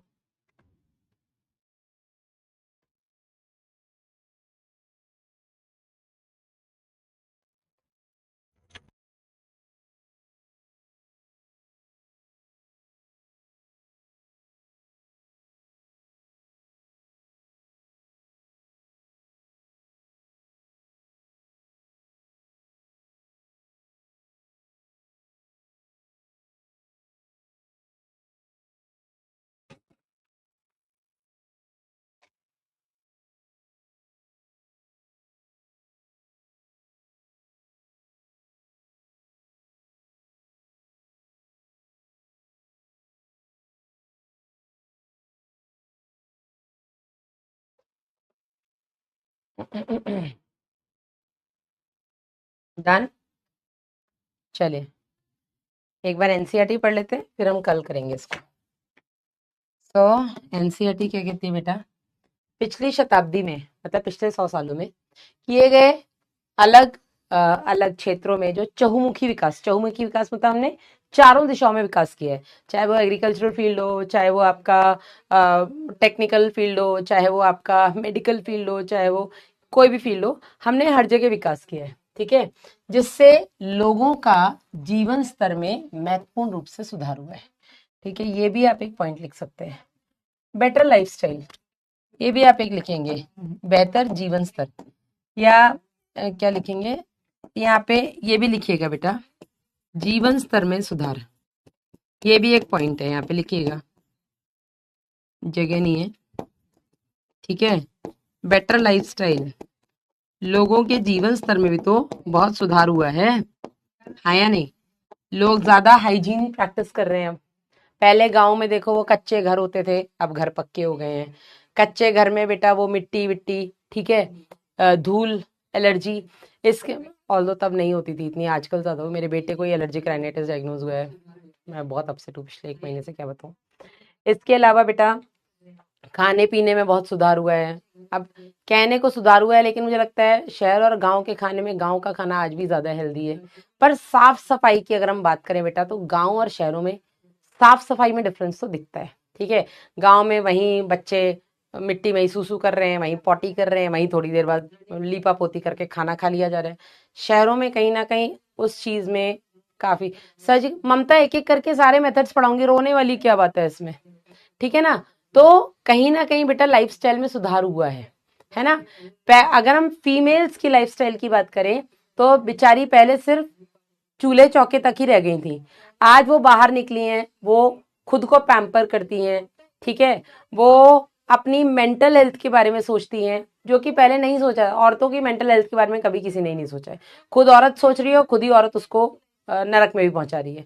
तो जो भी है, कहीं ना कहीं लाइफस्टाइल में सुधार भी बेटा जनसंख्या विस्फोट का एक कारण बना है। लाइफस्टाइल में सुधार हुआ है तो कहीं ना कहीं जो बीमारियां हैं वो कम हुई हैं, जो हाइजीन प्रैक्टिसेस की वजह से बीमारियां होती थी अब वो कम हुई हैं। ठीक है ना, चलो। हालांकि बेहतर जीवन दशाओं के साथ व्यापक, बेहतर जीवन दशा साथ ही साथ बेटा व्यापक स्वास्थ्य सुविधाएं जनसंख्या वृद्धि में विस्फोटक प्रभाव डालती है। 1900 में बेटा पूरे विश्व की जनसंख्या लगभग 2 अरब थी, जो 2000 में तेजी से बढ़कर के 6 अरब यानी कि लगभग 3 गुना हो गई, और 2011 में बेटा 7.2 अरब पाई गई। ये बेटा ऐसा, आई थिंक मैम सब जगह नहीं, मैं सब जगह की बात ही नहीं कर रही हूँ, मैं जनरलाइज नहीं कर रही हूँ, पर काफी है। ठीक है ना, गांव में भी बेटा पहले और अब के घरों में आप डिफरेंस देखो, फर्क है। पहले कच्चे घर थे, अब गांव में भी पक्के घर हो गए हैं। अब तो वो गांव ढूंढने पड़ते हैं जहाँ पे कच्चे घर है। ठीक है, घर के पास से नाला गुजर रहा है, अब बेटा उनको भी कवर किया गया है। ठीक है, नाले उफन जाते थे बारिश के टाइम पे, अब वो चीजें नहीं होती हैं। तो ये सब बेटा, मैम मेरी मम्मी कह रही है क्या पढ़ रही हो, कौन सा सब्जेक्ट है। मम्मी को बोलो मम्मी मैं डॉक्टर बनने वाली हूँ, और क्या पता मैं गायनी ही बन जाऊं। ठीक है, तो मुझे यही बच्चे पैदा कराने जिंदगी भर। आगे बेटा ठीक यही प्रवृत्ति भारत में भी देखी गई है। हमारी जनसंख्या जो देश की आजादी के समय लगभग 350 मिलियन या लगभग 35 करोड़ थी, वो 2000 में बढ़कर के बेटा 1 अरब पहुंच गई, और 2011 में 1.2 बिलियन हो गई है। ठीक है ना, इसका मतलब ये है कि आज दुनिया का एवरी 6 पर्सन इज इंडियन। ठीक है, फिर इस सबका कारण क्या है बेटा, इन सब के कारण है सबसे पहले तो संभवतः मृत्यु दर में तीव्र गिरावट। जो आए दिन मरते रहते थे अब नहीं मरते हैं, ठीक है, जिससे मातृ मृत्यु दर और शिशु मृत्यु दर में गिरावट काफी देखी गई है, ठीक है। साथ ही साथ जननक्षम आयु वाले लोगों की संख्या में वृद्धि हुई है। हालांकि हमने अपने जनन जो आरसीएच है बेटा, इसके माध्यम से इस जनसंख्या वृद्धि दर में कमी तो की है, लेकिन ये कमी बहुत ज्यादा नहीं देखी गई। आरसीएच ने लोगों को अवेयर किया है ना, लोगों को बता रही ना भैया 2 ही बच्चे पैदा करो, मत करो 8-10। लोग मान भी रहे हैं पर सब नहीं मान रहे हैं, है ना। तो आरसीएच ने कोशिश की है कि जनसंख्या वृद्धि जो एकदम से हो रही है, विस्फोट जो हो रहा है, उसको कंट्रोल किया जा सके, पर वो बहुत इफेक्टिव अभी देखने को नहीं मिल रहा है। लेकिन जैसा कि मैंने आपको बताया, आने वाले 10-20 सालों में ये इफेक्टिवनेस दिखेगी, ठीक है ना। 2001 में बेटा जो जनगणना हुई है उसके अनुसार ये वृद्धि लगभग 2% हुई है, यानी कि 1000 लोगों में 20 लोग बढ़ रहे हैं, ठीक है ना। 2001, अगर हम 2000 की बात करें तो ये 1.7% का ग्रोथ रेट था, ठीक है। हालांकि इस वृद्धि दर से हमारी जनसंख्या तेजी से बढ़ रही है। इस प्रकार की चेतावनीपूर्ण वृद्धि जो मैंने आपको बोला था ना, अलार्मिंग ग्रोथ, ठीक है, ये जो अलार्मिंग ग्रोथ रेट है हमारा, अब तो जाग जाओ, अब भी नहीं जागे तो कब जागोगे।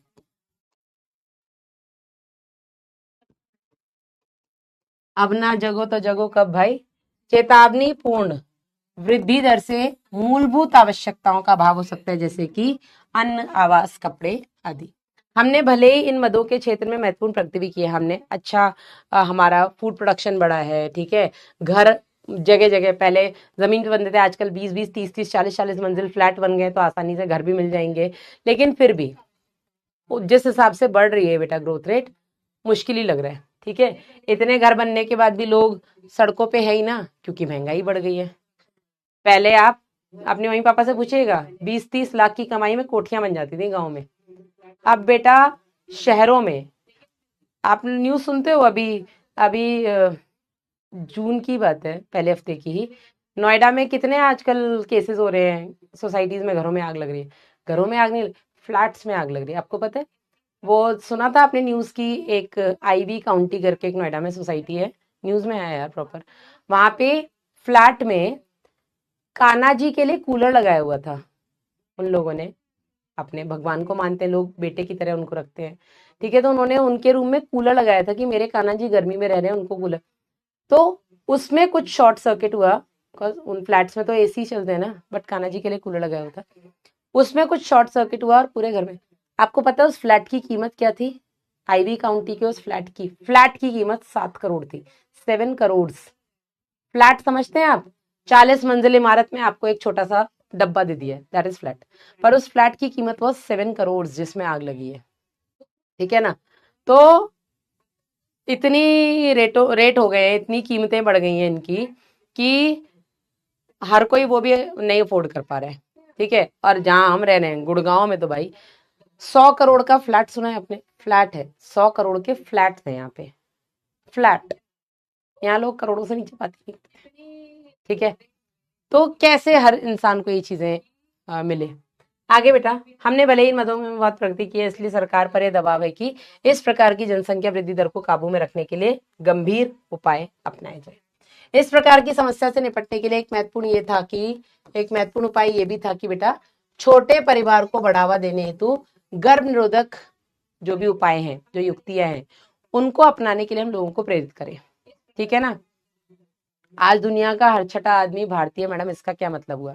इसका मतलब ये हुआ बेटा कि अगर मैं कहूं कि आज दुनिया में 100 लोग हैं, तो आप ये समझ लो कि 100 में से लगभग 16 आदमी इंडियन है। बेटा आप समझे बच्चे ने जो बोला कि मैडम हर छठा आदमी भारतीय का क्या मतलब हुआ? हर छठा आदमी भारतीय का मतलब ये हुआ कि 7.2 बिलियन पूरे दुनिया की पॉपुलेशन है, और केवल भारत की पॉपुलेशन 1.2 बिलियन है। तो 1.2 7.2 का लगभग 1/6 पार्ट हुआ, ठीक है, लगभग 7 के आसपास, ठीक है ना। इसलिए बेटा हम ये बोलते हैं कि हर छठा आदमी भारतीय है दुनिया में, अगर हम देखें तो। ओके बेटा, चल। लोगों मतलब गवर्नमेंट ने क्या एक तो तरीका, इस जनसंख्या विस्फोट से निपटने के लिए गवर्नमेंट ने सबसे पहले तो लोगों को प्रेरित किया, उनको जागरूक किया कि भैया ऐसा है, गर्भ निरोधक उपाय आते हैं, आप उनको इस्तेमाल करना शुरू करो। ठीक है ना। आपने शायद संचार माध्यमों में, है ना, न्यूज में, कॉन्डम्स के तो खूब ही ऐड आते हैं। ठीक है। आप हॉस्पिटल्स में जाइए तो आईयूडीज वगैरह और वो नसबंदी, इन सब के खूब पोस्टर्स मिलते हैं। आप बसों में जाइए, बसों के पीछे पोस्टर्स देख लो।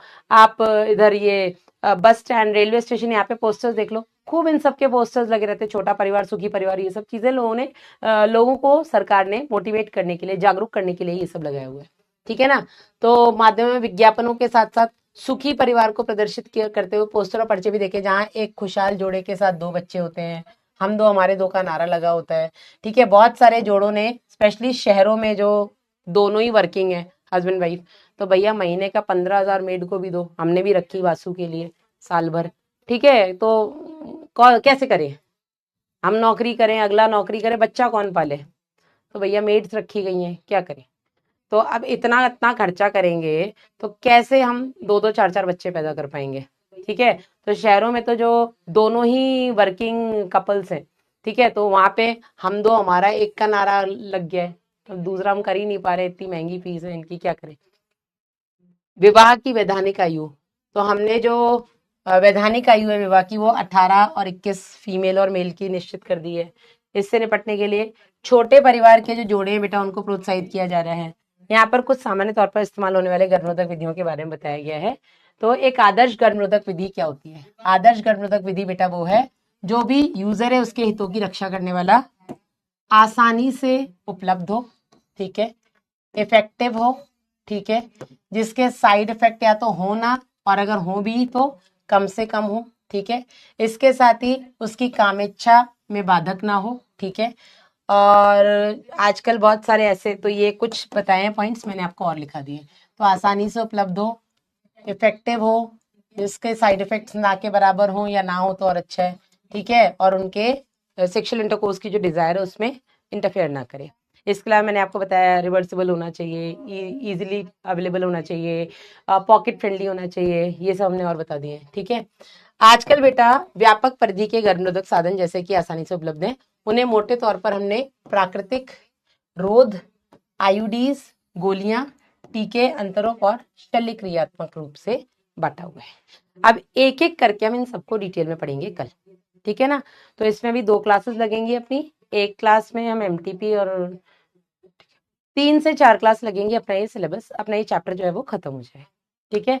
अपना ध्यान रखिएगा बेटा, मिलेंगे हम कल।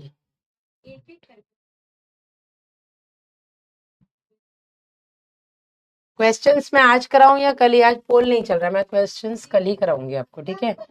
आज पोल नहीं चल रहा है तो हम कल करेंगे क्वेश्चंस। होमवर्क में बेटा आज आपको डीपीपी 1 मिली है, वो कर लीजिएगा। ठीक है। और अपना ध्यान रखिएगा। This is it. चलो, वीडियो कॉल करना है आज, रहने दो यार, वैसी वॉइस इशू है, प्लीज। हम मिलेंगे कल 6 बजे। Till then bye bye, take care.